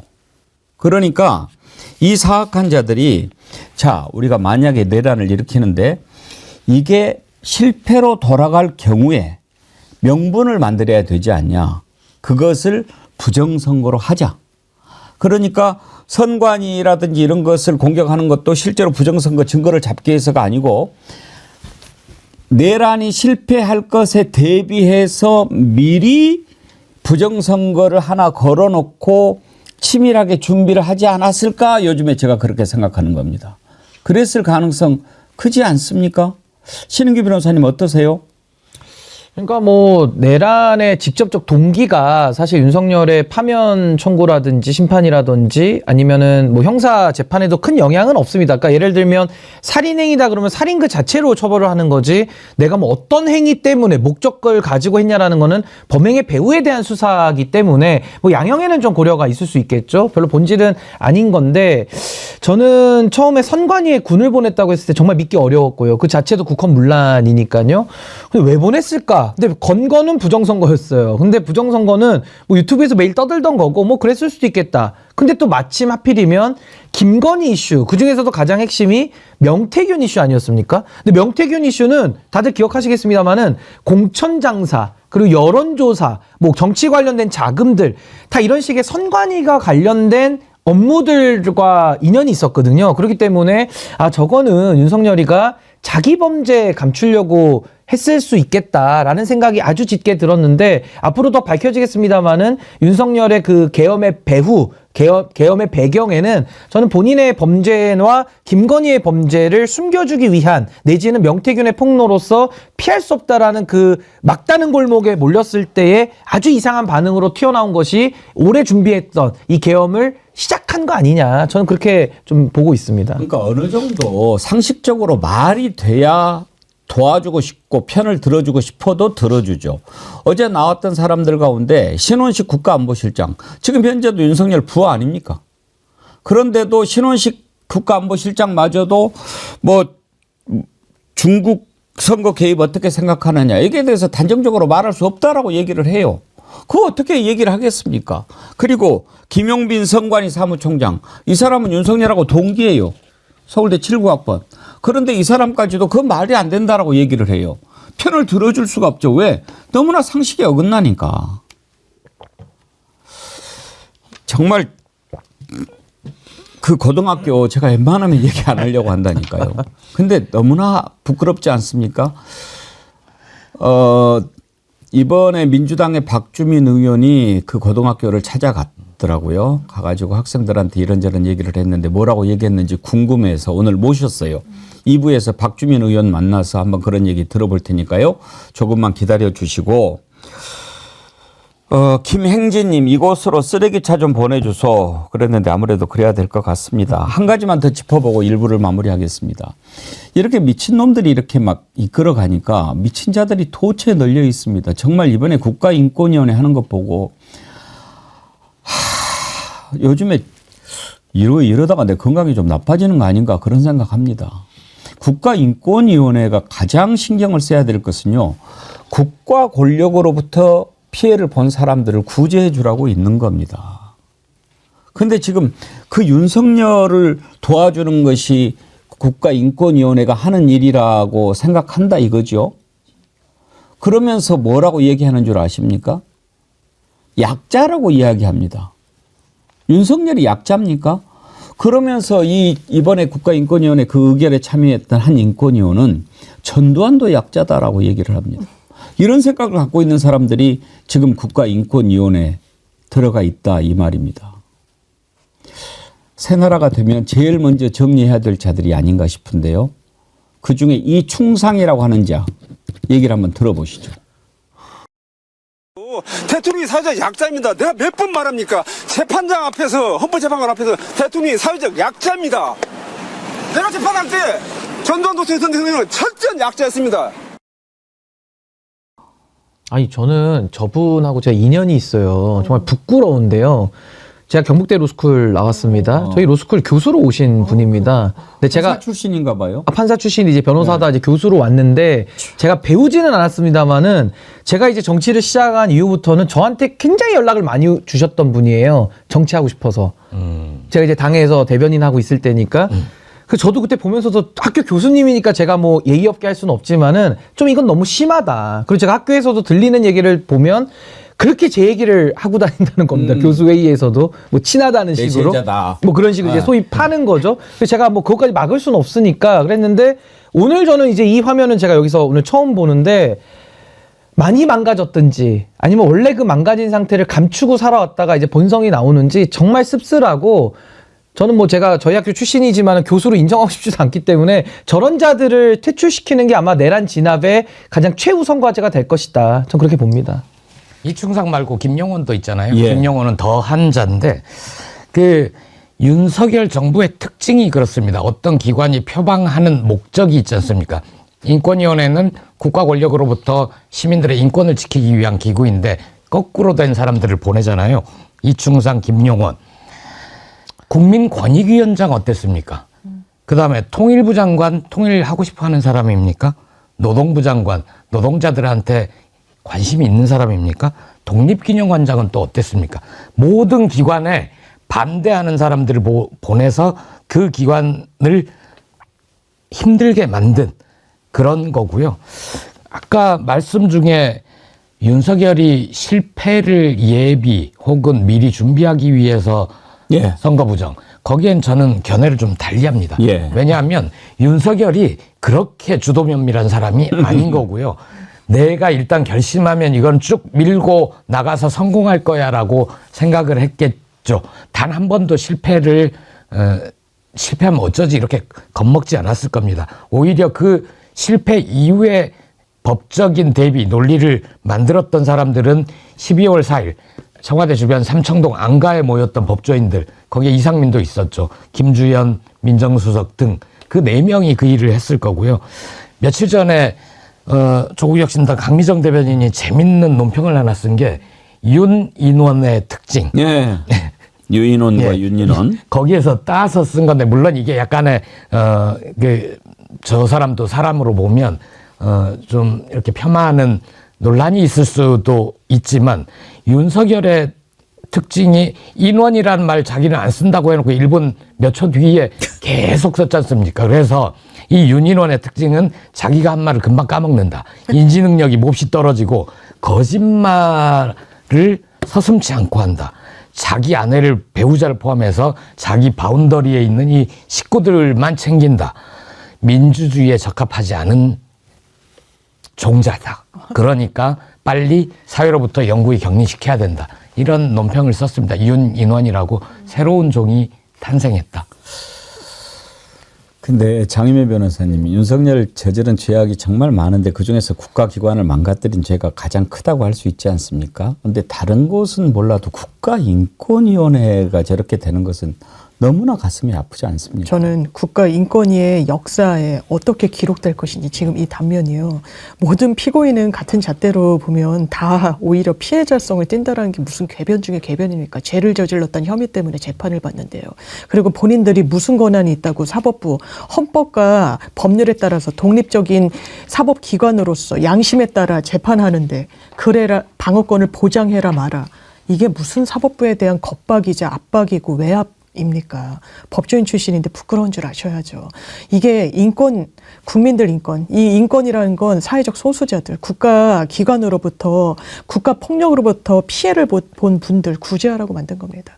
계엄을 해서 시민을 짓밟으려 했던, 국회의원들을 끌어내려고 했던 그런 자를 보호하라고 있는 기관이 아니에요. 부끄러운 줄 아십시오. 정말 그래서는 안 되지요. 정말 새 정부, 새롭게 나라가 들어서면 정말 이것부터 빨리 정리를 해야 되는데 그냥 넘어가지는 맙시다. 우리가 이번에 이렇게 말도 안 되는 짓을 저질렀던 사람들 이름은 좀 역사에다가 새겨 넣읍시다. 제가 6명 이름을 불러드리겠습니다. 안창호, 강정혜, 김용원, 이충상, 이한별, 한석훈. 이 6명의 이름은 기억합시다. 가족들께 죄송합니다. 예, 여러분 좋아하시는 민주당의 박주민 의원님 모셨습니다. 어서 오십시오. 네, 안녕하십니까. 더 씩씩해지신 것 같습니다. 방금 예. 이발하고 염색도 좀 했습니다. 아, 그러셨군요. 네. 헤어스타일이 좀 달라졌다 했는데. 약간 기분이 업돼 있습니다. 앞으로 그 헤어스타일로 가실 겁니까? 아니, 사실은 제가 머리숱이 별로 없어서 많은 분들이 머리를 좀 심으라고 해서 지난 총선 끝난 다음에 머리를 심었고요. 그래서 좀 머리숱이 많아졌고. 그러셨군요. 이제 안착이 좀 되니까 또 다른 분들은 이제 파마를 좀 해봐라. 그래서 파마를 할까 지금 고민 중인데 오늘은 일단 시간도 없고 해서 이발하고 염색만 했습니다. 예, 훨씬 깔끔하고 보기 좋습니다. 네, 막 예. 사람들이 젊어 보인다고. 예, 좋네요. 더 오늘은 좀 스포티한 느낌도 나고. 머리 좀 짧게 잘랐어요. 예. 근데 머리를 새로 심으면 막 자르기 아깝고 그렇지는 않습니까? 아니, 어차피 계속 자라는 머리라서요. 예, 잘라줘야 됩니다. 어제 제가 그 헌재 변론에 나온 윤석열, 이상민 보면서 제가 사실은 그 고등학교 학생들이라든지 동문들한테 너무나 좀 안타깝고 미안한 마음이 들어서 웬만하면 그 학교 얘기를 잘 안 하려고 합니다. 충암. 예. 근데 어제 이렇게 딱 보면서 하필이면 또 윤석열, 이상민, 김용현 또 여인영까지 다 충암이라는 거 아닙니까? 맞습니다. 어제 보면서는 그런 생각이 들었어요. 도대체 저자들이 다닐 때 저 학교에서는 국어도 안 가르쳤나? 이 국어가 안 되잖아요. 그리고 도덕 그랬더니 아까 어떤 분은 도덕이 아니라 국민윤리라고 그러는데 이런 것도 안 가르쳤나? 아니 도대체 양심이 없는 자들 같은데 마침 박주민 의원님이 지난번에 그 충암고 졸업식에 가셨다면서요. 네네네. 뭐 인연이 있습니까? 아니면 지역구라서? 네, 일단 저희 지역구고요. 예. 지역구고 제가 처음에 이제 은평으로 공천을 받아서 갔을 때 그때 이제 사학비리의 끝장판이라고 할 수 있는 급식비리가 있었어요. 아. 충암에. 예. 네, 그래서 이제 그 급식비리 문제를 해결하고 아울러서 봤더니 급식실이 없어가지고 아이들이 그냥 교실에서 그 배식을 받아서 밥을 먹고 천장에서 물이 새고 막 건물 안전진단 D등급 나오고. 근데 이게 재단이 사실은 돈을 벌면 그 돈을 다시 투자해야 되는데 사학비리 사건도 계속 있고 할 정도로 좀 그런데 인색하거나 좀 투자를 안 했던 상황이었어요. 그래서 이제 그 교육감하고 저하고 이렇게 힘을 합쳐가지고 그런 문제들 좀 많이 정리했고 이 급식실하고 체육관 새로 싹 지었습니다. 그러셨군요. 그래서 충암중 학생들이 저한테 막 감사장도 주고 그랬는데 이번에 이제 내란이 있은 다음에 그 친구들이 이제 여러모로 비판을 받고 비난을 받은 거예요. 솔직히 그 친구들은 아무 잘못 없습니다. 무슨 죄가 있어요? 네. 그런데 뭐 심지어 뭐 충암 출신은 뭐 취직을 시키지 말아야 된다 막 이런 험담이 있고 또 물리적으로 가해를 할 것 같은 전화도 막 오고 그러고. 그래서 선생님이 특히 교장 선생님이 아이들을 어쩔 수 없다. 이게 위험하니까 교복을 입지 말고 등교를 해라. 예. 이런 얘기까지 할 정도였거든요. 그 무렵에 이제 학교 측에서 아이들이 너무 좀 기가 죽고 위축돼 있으니까 와서 강연을 좀 해달라라는 얘기를 하셨는데 예. 자, 일정이 맞지 않다 보니까 강연은 못했고 졸업식에 가서 축사를 하겠다 해서 이번에 졸업식 가서 축사를 하면서 잘못한 거 없다. 너희들은 잘못한 거 없고 나도 충암 출신은 아니지만 충암을 통해서 많은 걸 배운 사람이다. 이런 취지의 말씀을 좀 드렸죠. 예. 학생들을 이렇게 만나보는데 그 애들이 혹시 이런 사람들 우리 동문이다라고 하는 것에 대한 자괴감 뭐 이런 거 없던가요? 그러니까 실제로 제가 그 졸업식 축사를 했잖아요. 예. 그러고 나서 그 영상을 저희 SNS 채널에 올렸더니 댓글이 상당히 많이 달렸는데 그 댓글의 상당수가 충암고 출신들이에요. 예. 그 출신들이 고맙다 이렇게 얘기하면서 본인들도 굉장히 좀 뭐랄까 위축돼 있었고 또 그래서 답답했는데 좋은 말을 해줬다 이런 얘기와 함께 후배들에게 힘이 될 것 같다 이런 글들을 남겨주셨고요. 제가 이제 일요일 날 2주에 한 번씩 그 현장에 나가서 민원을 받는 행사를 진행하는데 충암고 학생들이 지나가다가 막 저 보고 막 와서 인사하고 막 그러더라고요. 아마 아이들도 좀 위로가 됐나 봐요. 심지어 학교 이름을 바꿔야 된다 막 이런 얘기도 나오고 그런다면서요. 근데 사실 아까도 말씀드렸지만 충암고 그리고 현재 충암 학교를 다니고 있는 학생들이 무슨 죄가 있습니까? 그거는 저희들이 명확하게 구분을 해줘야 될 것 같고요. 그래서 더 이상 이제 충암고 학생들이 또는 충암고가 이렇게 더 이상 피해보는 일은 없었으면 좋겠습니다. 예. 저는 정말 지금 그자들 하는 걸 보면서 물론 이제 사회에 나와서 서로 자기들 이익 때문에 이렇게 뭐 뭉치고 그랬겠지만 도대체 어떤 교육을 받았길래 저랬는가 막 그런 생각이 들지 않습니까? 아무래도 고등학교 동문이다 보니까요. 우리 박주민 의원님은 고등학교를 대원외고 나오셨죠? 네. 혹시 교훈 기억하십니까? 기억이 잘 안 나는데. 아, 그러세요? 네. 대원외고 교훈을 찾아봤더니 참 좋아요. 기억나실 겁니다. 제가 읽어드리면. 세계로 뻗는 품격 높은 한국인이 된다. 네네네. 이걸 또 영어로 또 역시 대원외고답게 Koreans branching out around the world. 이런 교훈이에요. 네. 좋잖아요. 외고답고 세계로 뻗는 품격 높은 한국인. 근데 충암고 교훈은 제가 이제 그 학교를 비난하자는 게 아닙니다. 예. 성실 근면이에요.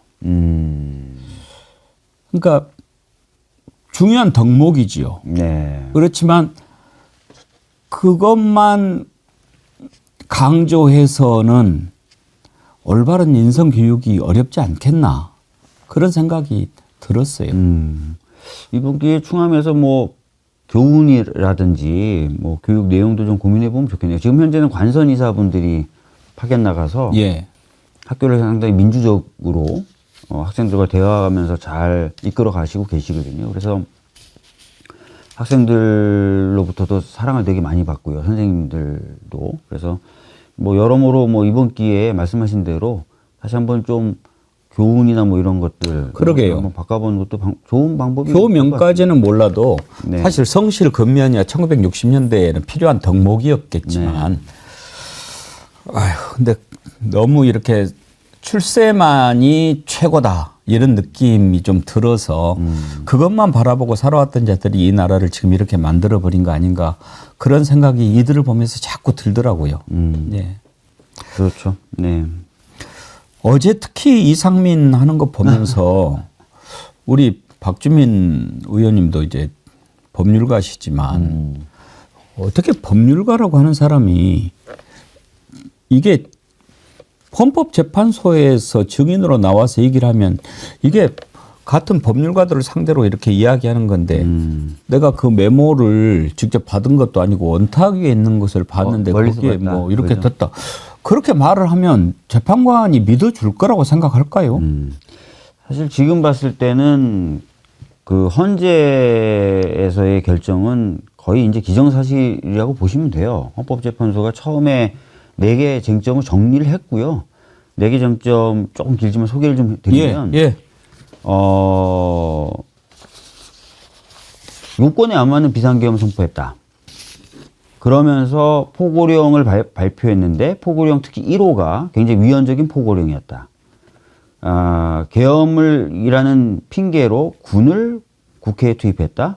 선관위에 투입했다. 요 4가지예요. 예. 요걸 이제 헌재가 딱 처음에 변론 준비기일 2차례 걸치면서 요 4가지를 가지고 판단하겠다. 이렇게 된 겁니다. 그러니까 다 아시겠지만 헌재에서의 탄핵 심판하고 형사소송에서의 내란죄 성립은 다 완전히 구분되고 헌재에서는 요 4가지의 어느 하나라도 충족이 되면 사실상 탄핵이 된다라고 보고 4가지로 정리한 거예요. 그러니까 뭐 사실은 그 무슨 뭐 쪽지를 받았다 안 받았다 뭐 쪽지 내용이 어땠다 뭐 어쨌다 쪽지를 받았지만 난 그거를 밑에 하다라진 않았다. 사실 부수적인 쟁점이거든요. 본인들은 근데 입장에서는 곧 있을 내란 관련된 재판을 염두에 두는 거죠. 염두에 둬서 형사재판 염두에 둬가지고 이거저거 이제 뭐 자기 방어 차원에서 뭐 거짓말 반 또 묵비권 반 이런 식으로 섞어서 대응하고 있는데 어떻게 보면 굉장히 좀 치사하고 유치하죠. 예. 방금 말씀하셨던 것처럼 쪽지를 멀리 있는 쪽지를 그냥 보긴 봤는데 멀리서 이렇게 한번 봤는데 내용은 다 알아요. 그죠? 그리고 소방청장에게 전화한 건 기록에 남으니까 부인을 못하니까 그냥 국민들 안전 신경 써달라는 취지로 전화했다. 별일 없냐라고. 네. 예. 근데 정작 소방청장은 국회에 나와서 증언했죠. 단전단수의 지시를 받았다는 취지로 증언을 했기 때문에 재판관들이 그거 다 알거든요. 아, 얘네들은 지금 현재 형사재판을 앞두고 있는 애들이고 그래서 지금 와서는 자기 방어 차원에서 그런 얘기를 한다라고 알고 이미 인식하면서 얘기를 듣고 있고요. 아까도 말씀드렸던 대로 헌재에서의 주요 쟁점 아까 말씀드렸던 4가지. 그건 나와서 지금 떠드는 거하고 아무 상관없습니다. 그날 그 4가지 쟁점을 입증할 수 있는 뭐 동영상이라든지 기타 진술 이런 건 수두룩빽빽하게 이미 나와 있어요. 그래서 크게 걱정하지 않으셔도 됩니다. 예.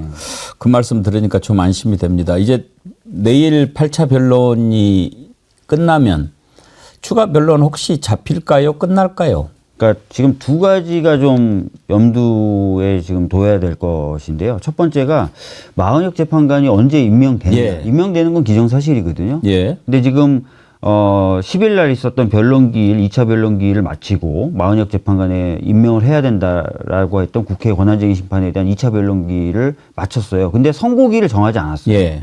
원래 예상대로라면 마은혁 재판관 임명을 빨리 할 거다. 그래서 구인 체제로 빨리 돌아갈 거다라고 했는데 선고기일을 잡지 않았는데 그거는 2가지 의미가 있을 수 있을 것 같아요. 하나는 지금 뭐 최상목이 임명한다 안 한다고 막 하니까 그런 부분에 대한 신경씀도 있을 수 있겠고, 두 번째는 마은혁 재판관을 임명하게 되면 윤석열 측에서는 변론 절차 갱신을 요구할 겁니다. 예. 새로 재판관이 왔으니 그 사람에게 지금까지 진행됐던 증거조사의 결과와 과정에 대해서 노티스를 해주고 그분이 이제 인지한 상태에서 나머지 변론 절차나 이게 소송 절차를 진행시켜 달라라고 얘기할 거고, 뭐든지 꼬투리를 잡을 거니까. 예, 그건 안 받아들이기가 어렵기 때문에. 근데 제가 알아보니까 헌재가 증인 신문이 있을 때마다 바로바로 줘서, 그러니까 속기사들이 쓰는 서면으로 만드는 걸 해야 되는데 일부는 만들어졌는데 일부는 안 만들어져서, 변론 절차 갱신은 그런 서면이 작성돼 있으면 서면의 요지를 고지해 주는 식으로 간단하게 지나갈 수 있는데 그게 없으면 영상을 틀어야 되거든요. 그럼 시간이 굉장히 오래 걸릴 수 있어요. 그런 걸 염두에 두고 마은혁 재판관은 지금 임명하지 않고 윤석열 측 탄핵에 대한 속도를 더 쭉 내버리려고 하는 건가? 요런 게 있습니다. 하여튼 요거에 따라서 절차가 좀 지연될 수도 있고 안 될 수도 있고, 요게 하나 있고요. 두 번째는 박근혜 때도 그랬는데 막판이 되면은 저쪽에서 증인 신청을 추가로 한다든지 또는 어떤 새로운 주장을 갖고 와서 제기한다든지 해서 기일을 더 잡아달라고 요구합니다. 물론 헌재가 이거는 재량이 있기 때문에 안 받아들여줄 수도 있지만 통상 아주 매정하게 하나도 안 받아들여 이렇게 끊지는 않아요. 그때도 뭐 한 2번 정도 제가 알기로는 기일이 더 잡혔던 것 같고, 그래서 요걸 어느 정도로 잡아주느냐. 그래서 아까 말씀드렸던 변론 절차 갱신이 있을 거냐, 있다면 어느 정도 시간이 걸릴 거냐라는 요소 하나하고, 두 번째 저쪽이 새로운 주장이나 증인을 신청하면서 추가 변론 기일을 잡아달라 그랬을 때 헌재가 어떻게 판단하느냐, 요거에 따라서 일정이 약간 늘었다 줄었다 할 겁니다. 그래서 저는 늘 말씀드리는 게 3월 중순에서 말 사이로 보는 게 안정적이다. 예. 이렇게 말씀드리죠. 예. 우리가 생각하기에는 마은혁 재판관이 들어와서 구인 체제가 돼야 좀 더 안정적으로 결과를 볼 수가 있을 것 같고, 또 최소한도 이제 반대하는 사람이 있다 하더라도 6명이면 되니까. 근데 일부에서 지금 자꾸 5대3 얘기가 나오지 않습니까? 이제 아무래도 뭐 추천하는 쪽에 따라서 이렇게 분류를 하는 것 같은데, 박 의원님은 만장일치로 결과가 나올 거라고 예상하십니까? 그러니까 예를 들어서 5명 정도밖에 안 된다. 예. 탄핵에 대한 의견이. 그러면은 사실상 결론을 탄핵이 안 되도록 만들 수가 있다는 판단 하에서 소수파가 자기 의견을 강력하게 개진하고 최종적으로 결정문에도 자기네들은 반대했다고 남기려고 하겠죠. 그러나 일단은 탄핵돼야 된다, 파면돼야 된다는 사람이 6명이 되는 순간 나머지 사람들은 반대 의견을 갖고 있다고 해도 아무런 영향을 못 미쳐요. 그럴 거면 만장일치로 가겠죠. 그래서 6명이 뭉쳐 있느냐 아니냐에 따라서 완전히 갈라질 거고, 6명이 뭉쳐 있다는 게 확인되는 순간 만장일치밖에 저는 없다고 봅니다. 박근혜 때도 안창호 헌법재판관이 처음에는 좀 그랬지만은 결국에는 거기도 전원일치 함께 했지 그렇죠. 않습니까? 그거는 이제 자기가 반대 의견을 내봤자 결론을 바꿀 수 없다는 판단이 들었으니까 그러면 자기도 그냥 같이 간다라고 해서 가는 거예요. 예. 소수 의견을 그때 제시는 했습니까? 제 기억에는 소수 의견을 제시 안 했던 것 같은데 그건 좀 확인을 해봐야 될 것 같아요. 예. 아시다시피 뭐 다 만장일치로 가긴 갔잖아요. 예. 근데 안창호 재판관은 이번에 국가인권위원장으로서 하는 걸 보면 정말 이 인식에 문제가 있는 사람 같아요. 그러니까 사실은 안창호뿐만 아니라 뭐 국가인력개발원장 이런 사람들, 또 심지어는 뭐 대통령실에 있는 사람들, 뭐 장관 중에서도 뉴라이트가 있다 그랬죠. 이주호 장관 같은 사람들, 그런 사람들이 굉장히 많이 이번에 중용이 됐고, 그래서 신진욱 교수 같은 정치학자들은 이 극우가 바로해서 성장해서 이 정도까지 세력이 되는데 과정을 쭉 설명하면서 윤석열 정부에서 이 뉴라이트 계열 또는 극우 세력을 중용했던 거, 김문수나 이렇게 중용했던 게 그게 엄청난 영향을 미쳤다는 거예요. 아, 저런 성향을 가져도, 예전에 그런 성향을 갖고 있고 그런 주장을 하면 감히 무슨 정치를 한다 또는 감히 어떤 장관직을 맡는다 이런 생각을 못 하잖아요. 근데 과감하게 기용함으로써 그쪽 진영에는 그래, 오히려 저렇게 하면 중용될 수 있어, 이렇게 해도 중용돼, 이런 시그널을 줘서 완전 세력화의 길을 터줬다는 거예요. 그래서 지금 보면 깜짝 놀랄 정도로 몇 년 사이에 굉장한 극우적 세력들이 모여 있잖아요. 그러니까 굉장히 잘못한 거죠, 윤석열이. 예. 혹시 그 이충상 인권위원이라고 하는 사람이 했던 말을 들어보셨나요? 전두환도 약자였다 뭐 이런 얘기. 제가 잠깐만 한번 보여드릴게요. 네. 저는 그걸 보고 도대체 어떤 생각을 하고 있는지 아까 우리가 들어봤습니다마는 박주민 의원님 한번 보시라고 다시 한번 틀어드릴게요. 대통령이 사회적 약자입니다. 내가 몇 번 말합니까? 재판장 앞에서, 헌법재판관 앞에서 대통령이 사회적 약자입니다. 내가 재판할 때 전두환 전 대통령은 철저한 약자였습니다. 라는 개념을 잘 모르는 것 같아요. 그러니까요. 지금 저게 이제 인권위원이라고 네. 윤석열이 지금 약자니까 우리가 그렇게 해줬다라고 얘기를 하는 사회적 거거든요. 약자가 아니라 재판에서 피고인 또는 재판에서 피청구인 지위에 있는 거지 사회적 약자가 아니에요. 그럼 예를 들어서 우리가 많이 봤던 그 이재용 삼성 회장 당연히 재판을 받으면 피고가 되기도 하고 피고인이 되기도 하고 이렇습니다. 그럼 이재용을 사회적 약자라고 우리가 얘기합니까? 아니잖아요. 그렇죠. 완전히 그럼 원고가 강자고 피고는 무조건 약자라는 얘기가 되잖아요. 뭐 예를 들어서 저런 사람이 판사를 했다는 겁니다. 그러니까 노조원이 뭐 정말 뜻하지 않게 막 산재를 당해가지고 엄청나게 큰 부상을 당했어요. 근데 사장을 상대로 그래서 민사소송을 제기했어요. 그러면 갑자기 노조원이 사회적 강자가 되고 그러니까요. 사장은 갑자기 사회적 약자가 됩니까? 진짜 터무니없는 생각을 갖고 있어요. 저런 것을 논리적 기반으로 해가지고 이번에 국가인권위원회가 의결을 한 거 아닙니까? 그러니까요. 그러니까 제가 봤을 때는 사실은 헌법적인 가치를 내재화하고 있는 사람이 고위공직자, 특히 판검사 중에도 매우 적다는 걸 이번에 확실하게 인식할 수 있지 않습니까? 안창호나 이런 사람들 다 고위 법관에 현재 재판관까지 지냈던 사람이고 또 검사 출신으로 제가 알고 있는데 또 판사 출신들도 헌법적 어떤 룰을 체화하고 있는 사람이 거의 없어요. 자기 이념에 다 좌지우지 되는 거죠. 또는 정치적 이익에 다 좌지우지 되는 거죠. 예. 오늘 박주민 의원님 나오셨으니까 그걸 한번 제가 여쭤보고 싶어요. 그러니까 윤석열은 정말 문제가 많은 놈이니까 그렇다고 치고 지금 윤석열뿐만 아니라 국민의힘에서도 우리가 이해할 수 없는 그런 사람들 또 아까 말씀하신 그 인재개발원의 그 친구 통일부 장관이라고 하는 사람 그리고 지금 국가인권위원까지 그리고 정광훈 막 이런 사람들이 많아진 겁니까? 갑자기 생겨난 겁니까? 도대체 왜 그런다고 생각하십니까? 실제로 이제 그 핵심이라고 볼 수 있는 세력은 기득권 카르텔이고요. 그 기득권 카르텔은 지속돼 왔죠. 지속돼 왔고 그 기득권 카르텔들이 자신의 영향력을 확장하고 유지하기 위해서 뭐 여러 가지 정치적 선동들을 하고 있는 거예요.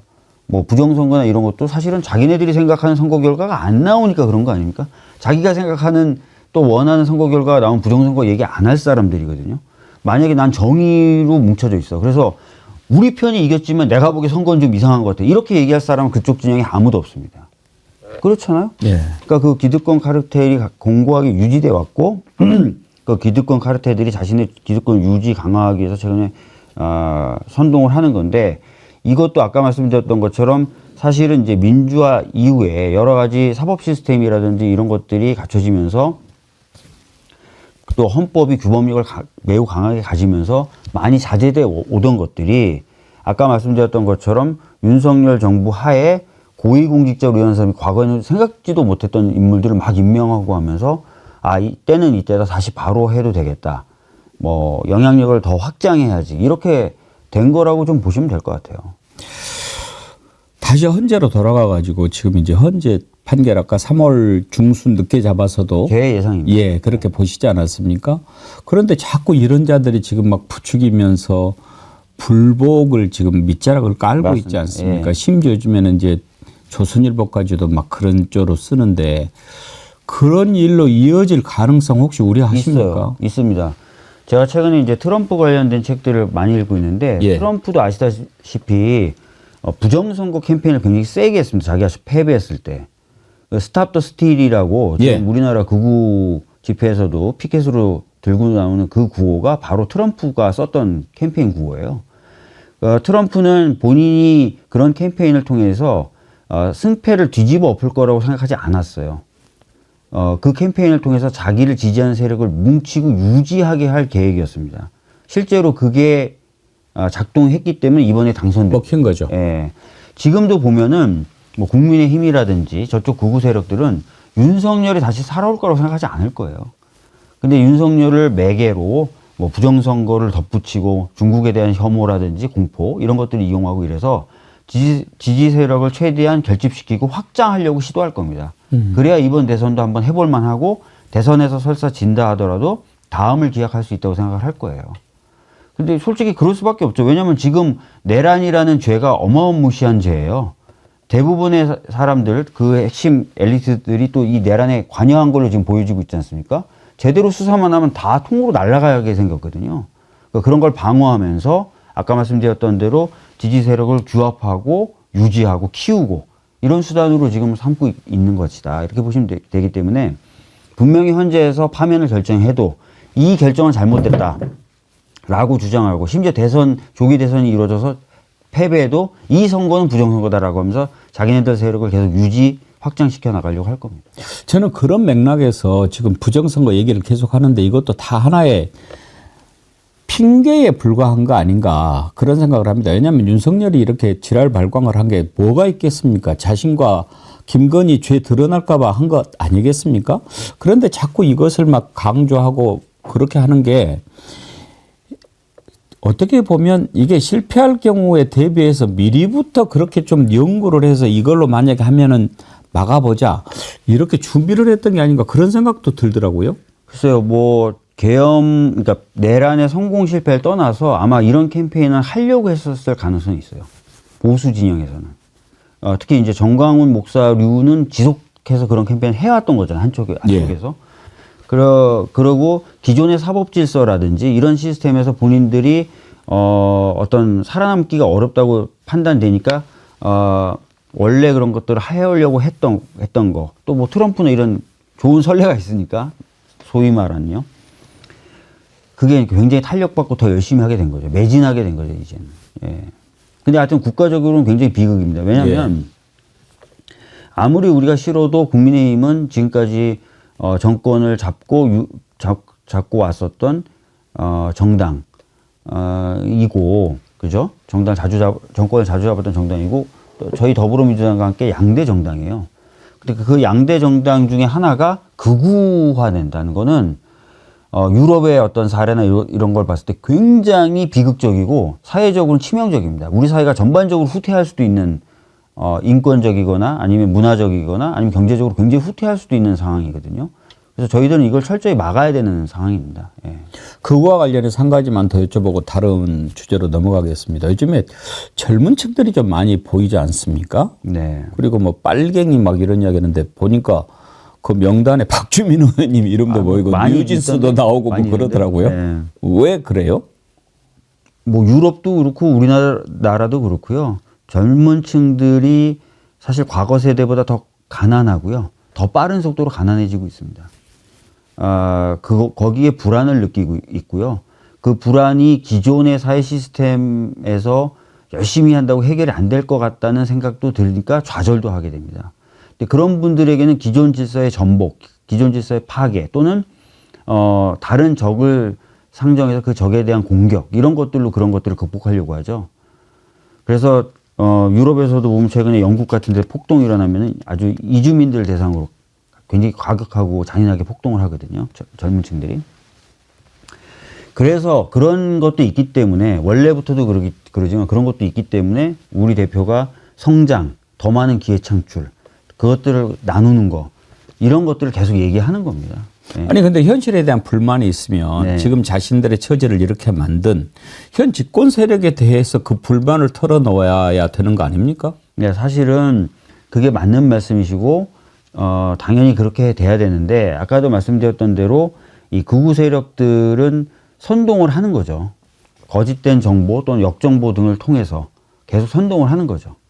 그리고 계속 분열하게 만들고 아까 말씀드렸던 대로 특정한 사회적인 소수나 약자들을 적으로 인식하게 만든 다음에 공격하게 만들고 뭔가 특별한 해법을 주는 것도 아니고요. 뭐 개선되는 어떤 제도나 어떤 이런 것들을 만드는 것도 아니고 얘네 때문에 네가 힘들어라고 좌표를 찍어주고 공격하게 하고 마치 그게 뭔가 문제 해결의 방책인 것처럼 포장하면서 자기네들은 거기서 정치적 이익을 얻죠. 그래서 저는 극우가 굉장히 위험하다고 보는 건데 지금도 그런 현상이 벌어지고 있는 겁니다.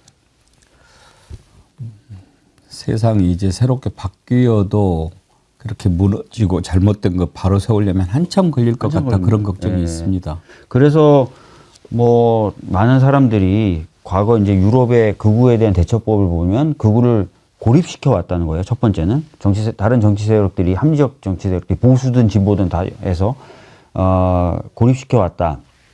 뭐 또 뭔가 그런 어떤 정치적 시도와 고민이 필요하지 않나는 얘기를 하시는 분들이 많고, 두 번째는 극우적 사고를 가지신 분들에게 대해서 정성껏 설득하는 작업도 필요하거든요. 모든 사람을 다 처벌할 수는 없잖아요. 그렇죠.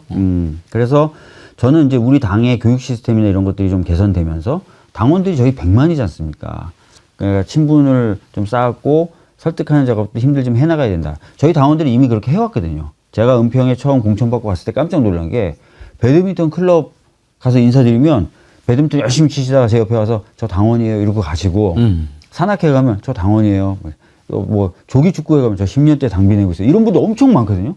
그런 분들이 막 민주당에 대해서 지지해 주시기도 하고 또는 잘못된 생각을 갖고 계신 분들에게 설득도 하고 하는 작업을 뭐 자연스럽게 또는 필요에 의해서 굉장히 오랫동안 해오신 거예요. 그런 요원들이 진짜 요원들이 많은 거예요.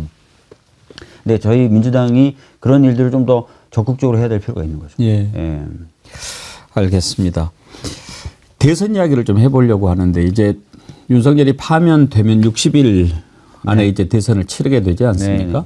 근데 제가 그동안에 이렇게 대선 과정을 쭉 지켜보면 사람 대 사람이 싸우는 거지만 결국은 누가 그 시대 정신을 제대로 담고 있는가로 판가름이 났던 것 같아요. 이 다음 대선의 시대 정신은 어떤 것이 될 거라고 생각하십니까? 저는 일단 첫 번째는 자신의 이익이라든지 또는 자신의 감정 때문에 헌법 질서를 훼손한 사례를 저희 국민들이 목도한 거지 않습니까? 적어도 그래서 이 헌정 질서에 대한 존중, 인내, 이걸 보통 헌법학자들은 그럼에도 불구하고 정신이라고 하거든요. 그러니까 예를 들어서 종교의 자유가 있기 때문에 제 종교가 진짜 맞고 저 사람이 믿는 종교는 옳지 않다고 생각이 들잖아요. 그럼에도 불구하고 저 사람의 종교를 인정해 주는 거예요. 그죠? 그 다음에 내가 공부도 해야 되고 하는데 밖에서 집회하느라 시끄러, 화나. 그렇다고 가서 불 지를 수는 없잖아요. 그럼에도 불구하고 정신. 내가 뭔가 집권을 해서 마음대로 하려는데 뭐 시스템이 이렇게 되고 저렇게 되고 저쪽도 견제하고 우리도 견제하고 그래서 대화로 좀 풀어야 되고 이걸 화나니까 군대 투입. 이러면 안 되잖아요. 그럼에도 불구하고 그렇게 화남에도 불구하고 시스템대로. 이게 이제 헌법 정신이지 않습니까? 이게 좀 체화되고 한 세력이나 사람이 국민의 인정을 받을 것 같고요. 두 번째는 민생이나 경제가 너무 어렵습니다. 그래서 실용적으로 경제와 민생에 있어서 해법을 내놓고 추진할 수 있는 사람. 이런 사람이 좀 필요하다고 봅니다. 이재명 대표 얘기를 하는 거 아니에요? 아무래도 뭐 그렇게 되겠지요. 그러니까 민주주의의 헌법 질서에 대한 확고한 이해, 또 그런 것을 견뎌내는 능력 이런 것들이 필요할 거다. 시대정신이라고 해서 짧게 뭔가 하나 얘기해 주실 줄 알았는데 잘 풀어서 얘기를 해 주셨습니다. 좀 더 그러면 구체적으로 들어가서 이제 60일이면 사실 좀 시간이 짧지 않습니까? 일반적으로 대선을 하게 되면은 그 전부터 경선해가지고 후보를 선출하고 그러는데 그래도 민주당에서는 후보 선출하는 절차가 있지 않겠습니까? 기억하시겠지만 문재인 대통령님도 박근혜 탄핵 이후에 60일 만에 당선이 되신 거예요. 당내 경선까지 다 거쳐서. 그래서 당내 경선 한 20여일, 그 다음에 이제 본선이 28일로 돼 있잖아요. 그렇게 해서 치러지는 수밖에 없죠. 그때는 안 드러났는데 요즘에 최근 나오는 얘기가 그때도 사실 문재인 후보하고 이렇게 비견할 만한 사람이 거의 없었는데 너무 그렇게 가면 곤란하니까 이재명 그때 시장이었나요? 지사였나요? 시장이었죠. 한번 나가서 좀 분위기 좀 살려줘. 그래서 나왔다는 얘기가 있더라고요. 그런 얘기가 있죠. 본인에게 확인은 해봐야 되겠지만. 혹시 확인 안 해보셨습니까? 저도 그런 얘기 많이 들었는데요. 본인에게 직접 확인은 못 해봤는데 하여튼 제일 가까운 분들이라고 평가받는 분들 중에서도 그런 얘기 하시는 분들이 있더라고요. 그래서 그랬던 거다 이런. 예. 예. 어떻게 보면 이제 역동성 뭐 또 그런 것도 있고 뭐 좀 표현이 그렇습니다만 소식의 역할 뭐 이런 거 있지 않습니까? 박주민 의원님 이번에 그 역할을 해보실 생각은 없으십니까? 소식이 하다가 활발 다 타버리셨어요. 아니 저한테도 그런 얘기를 하시는 분들이 계신데 예. 이번에는 아닌 것 같다. 예, 이번엔 아닌 것 같아요. 예. 알겠습니다. 뭐 사실 그 약간 우스갯소리지만 좀 그 젊고 에너지 넘치고 그런 것이 조금은 이제 필요하다 하는 생각은 좀 있어요. 뭐 사실은 이제 그런 얘기들이 많죠. 어차피 저희가 약한 게 중도와 보수 표고, 그러면 항상 우리 당의 후보는 선거 시즌에는 약간 중도와 오른쪽으로 갈 수밖에 없어요. 현실적으로. 그러다 보니까 왼쪽이 좀 비는 그런 문제가 있어 왔다. 이런 얘기가 나오는 거지 않습니까? 사실 뭐 지난 대선 때도 여러 가지 분석이 있어서 사실 뭐가 맞는다라고 단언하기는 어려운데 왼쪽도 좀 더 보강하는 식으로 갔었으면 어땠을까라고 아쉬워하는 분들도 계시거든요. 뭐 그런 부분까지 다 당에서나 아니면 여러 사람들이 고민을 해야 될 필요가 있습니다. 왜냐하면 저는 이번 조기 대선이 치러진다 하더라도 뭐 무난하다, 쉽다 이렇게 생각할 수는 없다고 보거든요. 예. 다 아시겠지만 지난번 문재인 대통령이 당선되실 때도 저희가 얻었던 표와 저 보수 진영이 얻었던 표의 합을 비교해 보면 저희가 적죠. 그렇기 때문에 저희가 항상 마음 놓을 수는 없고 이번 대선도 저희들이 이제 굉장히 열심히 해야 되는 대선으로 보는 게 맞다 이렇게 생각합니다. 그리고 많은 것들을 좀 강구하면서 가야 되는 대선이라고 저는 보고 있어요. 예. 박주민 의원님하고 인터뷰하면 이렇게 말씀을 삥삥 돌리지 않고 확 확실하게 얘기해 주시니까. 그런가요? 예, 아주 좋습니다. 한두 가지만 더 여쭤보고. 예. 그러면은 지금 대선이 이렇게 이제 조기 대선이 가시화되고 있는데 개인적으로 그냥 보시기에 저쪽에서 누가 나오면 제일로 신경 쓰이실 것 같습니까? 사실은 저는 극우적 성향을 갖고 계신 분들이 나오면 당연히 확장성이 약하니까 약하다고 볼 수밖에 없어요.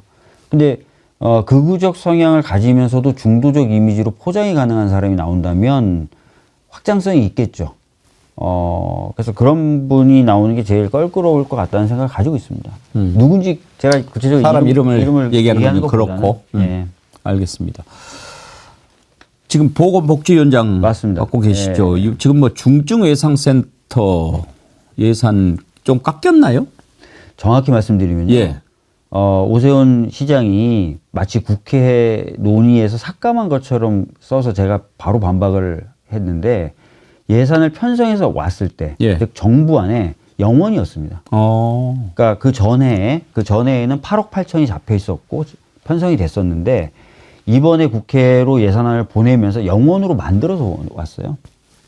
깎고 말고 할 게 어디 있습니까? 저희가 영원으로 온 걸 마이너스로 만들었으니까. 근데 국회에서 깎았다는 거예요. 그러니까 아무것도 보지도 않고 아무것도 뭐 살펴보지 않은 상태에서 그럴 수도 있고 아니면은 거짓으로 그럴 수도 있고. 일부러 했을 수도 있고요. 말씀하신 대로.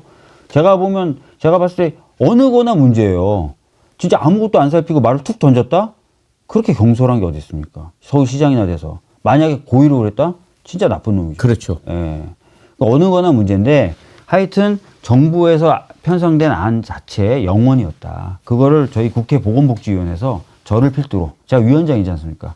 8억 8천으로 다시 원복을 시킨 거예요. 전년도 기준으로 증액 의결을 한 거예요. 땅땅땅 두들겼습니다, 제가. 근데 예결위에 가서 그게 최종 의결이 안 된 거죠. 그러니까 결과적으로 어찌됐든 정부는 영원으로 보냈습니다. 삭감해서 보냈어요, 지네들이. 그러면 제가 얘기하는 거는 저희가 그렇게 지적을 해줬고 자기도 인정했거든요. 정부 안에 안 단 게 있었네요 라고 두 번째 SNS 글에 자기가 인정을 했거든요.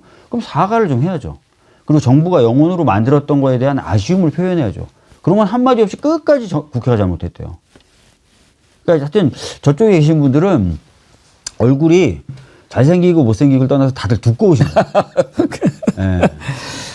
저는 이번에 그걸 일부러 막 그렇게 문제를 삼는 거라고 생각이 되는데 아시다시피 지금 중증외상센터라고 하는 넷플릭스 드라마가 또 조금 인기를 끌고 있지 않습니까? 저도 봤는데 엄청 재밌더라고요. 네, 그러니까 더 막 그걸 가지고 네. 마치 지금 국회에서 민주당이 그거를 삭감한 것처럼 이렇게 하는 게 아닌가 싶어요. 그 드라마 보셨죠? 예. 그 드라마 보면은 중증외상센터라는 걸 유지하기 위해서 많은 비용이 들다 예. 보니까 예산 관련된 얘기가 또 한 축으로 흐르잖아요. 예. 한 축으로 흐르니까 아 여기에 내가 한번 숟가락 얹어봐야지 하고 그냥 세게 숟가락 얹었는데 바로 뽀록 난 거죠. 네. 그거는 좀 차제 좀 들여다볼 필요가 있지 않습니까? 병원 입장에서 보면 이제 좀 나쁘게 묘사가 됐지만 거기에 신경을 쓰면 쓸수록 병원은 오히려 적자를 보는 구조가 되다 보니 아무래도 병원 입장에서 보면 또 선뜻 하기가 좀 그런 것도 있지 않겠어요? 네, 그렇습니다. 그래서 저희가 수가 체계도 필수 의료라든지 응급 의료 부분은 수가를 높여서 그걸 한다고 해서 손해보지는 않게 하려고 조정하는 작업을 하고 있고요. 예. 그런 의견들을 보건복지부하고 나누고 있고 그렇습니다. 다만 근데 문제가 뭐였냐면 여기 의대 정원 2,000명이라고 갑자기 던지는 바람에 지금 사실 의료계가 굉장히 큰 혼란을 겪으면서 전공의들 아직도 돌아오지 않고 있거든요. 그리고 의료계가 정부하고 얘기를 안 하려고 그래요. 특히 이번에 포고령 5호에 처단한다. 예. 그냥 의료인들 입장에서는 야, 이 정부는 우리 죽이려고 하는구나. 이렇게 생각을 하고 있는 상황이어서 대화가 지금 안 되고 있어요. 그나마 국회가 저희 보건복지위원회가 중심이 돼서 의협하고도 얘기하고 의협 쪽의 요구사항도 일부 반영한 법안도 만들고 이러면서 대화의 물꼬를 지금 틀려고 지금 하고 있습니다. 예. 근데 최근에 그 최상목 대행 들어선 뒤에 사과도 하고 그러지 않았습니까? 그랬는데도 뭔가 좀 해법이 지금도 나오지 않고 펜딩이 돼 있는 느낌인데 이거는 새 정부 들어서야 해결될 문제입니까? 일단은 지난번 제가 의협 신년 할애 때 갔을 때 의협 측에서 나와서 축사를 하시는 분들 모든 분들이 정부와 여당을 욕했어요. 그리고 아직도 그 신뢰관계가 회복이 안 돼 있습니다. 그러니까 그래서 제가 아까 말씀드렸던 대로 국회가 중심이 돼서 물꼬를 트고 있습니다. 신정부, 새 정부 들어서 뭐 하겠다 한가한 소리일 수 있어요. 지금부터 해야 되고 2월과 3월이 골든타임입니다. 만약에 3월 지나가도 의대생들이 복귀 안 한다. 전공의가 복귀 안 한다. 그러면 올 한 해 그냥 갈 수도 있습니다. 또. 그렇기 때문에 저희가 지금 2월 14일 날 의료 인력 관련된 추계기구를 법제화하는 공청회도 진행하고 그 공청회에 의협을 끌어들였다 표현하면 또 의협 싫어하실 수 있어요. 의협의 공술인도 다 모셔가지고 폭넓게 지금 의견을 듣는 그런 자리를 최초로 만들었어요. 그 분란 이후에. 예. 예. 지난번에 이번에 오시기 전에 네. 윤석열이 헌재에서 뭐 김용현이가 얘기했던가요? 국회의원이 아니고 요원 뭐 이야기할 때 그때 많은 분들이 패러디했는데 박주민 의원님 요원이 제일로 잘 어울립니다. 네. 좀 빨리 올렸었고 예. 선글라스 쓰고 뭐 이렇게 한 게 잘 어울린다고. 근데 저렇게 어울리기도 쉽지 않아요. 딱 요원 같았어요. 제가 선글라스로 얼굴을 가리면 가릴수록 괜찮은 겁니다. 예. 그 끝으로 명태균 특검법 이제 발의하지 않았습니까? 네, 발의했죠. 예. 요즘에 김건희는 뭐하고 지내는지 혹시 들으신 거 있어요? 들은 거 없어요. 들은 거 없고. 궁금해요. 저도 그렇습니다. 왜냐면은 수사를 받아야 될 게 한두 개가 아닌데. 그래도 검찰이든 경찰이든 왜 손 놓고 있는지도 모르겠고요. 참 궁금하네요. 명태균 씨는 이제 특검법 뭐 찬성한다. 네. 그리고 또 증인 채택됐는데 또 나오겠죠? 나올 겁니다. 19일 날로 알고 있고요. 개인적으로 한번 만나보셨잖아요. 한번 만나봤어요. 예. 뭐 만나보신 뭐 이렇게 좀 진실을 막 밝힐 사람으로 보입니까? 사실 뭐 지금 저 말고도 뭐 노영희 변호사나 박범계 의원님 이런 분들도 가서 만나서 오셨잖아요. 그리고 나서 이제 하시는 얘기들이 공익 제보를 하려고 한다라는 얘기를 하잖아요. 진정성을 인정받으려면 빨리 해야죠. 할 거면. 그죠? 이거 자꾸 시간 끌고 뭔가 재는 것처럼 보인다면 진정해 보이지 않지 않습니까? 그리고 나서 제보하는 내용에 대해서도 신빙성이 오히려 떨어질 거고요. 저는 뭐 그런 말씀 좀 드리겠습니다. 예. 예. 근데 이제 통과는 될 텐데 네. 최상목 대행이 또 거부권 행사할 가능성이 있지 않습니까? 지금 그래서 아마 최상목 대행이 거부할 만한 내용을 담지 않은 안으로 제가 발의된 걸로 알고 있어요. 예. 대법원장 추천하고. 그런 식으로. 그리고 더 이상 거부할 명분은 없죠. 또 여야 합의 이야기하지 않겠습니까? 지금 이제 국민의힘은 당장에 국민의힘 대선 주자들 다 괴멸시키려고 하는 그런 법안이다라고 얘기를 하고 있으니 잘못된 거는 심판을 받아야 된다. 본인들도 많이 얘기했던 거 아니에요? 지금은 이제 너무나 뭐 여론도 좀 부담스럽고 그래서 그러는데 만약에 마은혁 재판관 임명하라. 네. 이렇게 현재 결론을 나왔는데도 임명을 안 한다 하면 더 큰 문제고 임명을 또 한다고 해도 헌재가 지난번에 이것은 헌법을 위반한 거라고 이야기하지 않았습니까? 네. 그러면 헌법 위반을 한 사실을 헌재가 임명을 했는데도 탄핵을 안 하면 그거는 직무유기 아닙니까 국회에? 사실은 굉장히 위헌적인 행위를 최상목이 반복하고 있죠. 그래서 저는 늘 말씀드리는 게 결국은 그 책임을 다 물어야 될 거다라는 말씀을 여러 차례 드렸습니다. 그러나 뭐 저희들이 의총 등을 통해서 이 최상목 권한대행에 대한 우리 대응 방안 이걸 다 지도부에 위임해 놨고 지도부가 뭐 현실적인 내용, 정무적인 판단 이런 것들을 아울러서 뭐 적절히 판단할 거라고 생각합니다. 예. 알겠습니다. 오늘 아주 시원시원한 말씀 감사합니다. 네, 감사합니다. 예, 박주민 여원님 앞으로도 더욱 활약을 기대하면서 또 뵙겠습니다. 알겠습니다. 감사합니다. 예, 고맙습니다.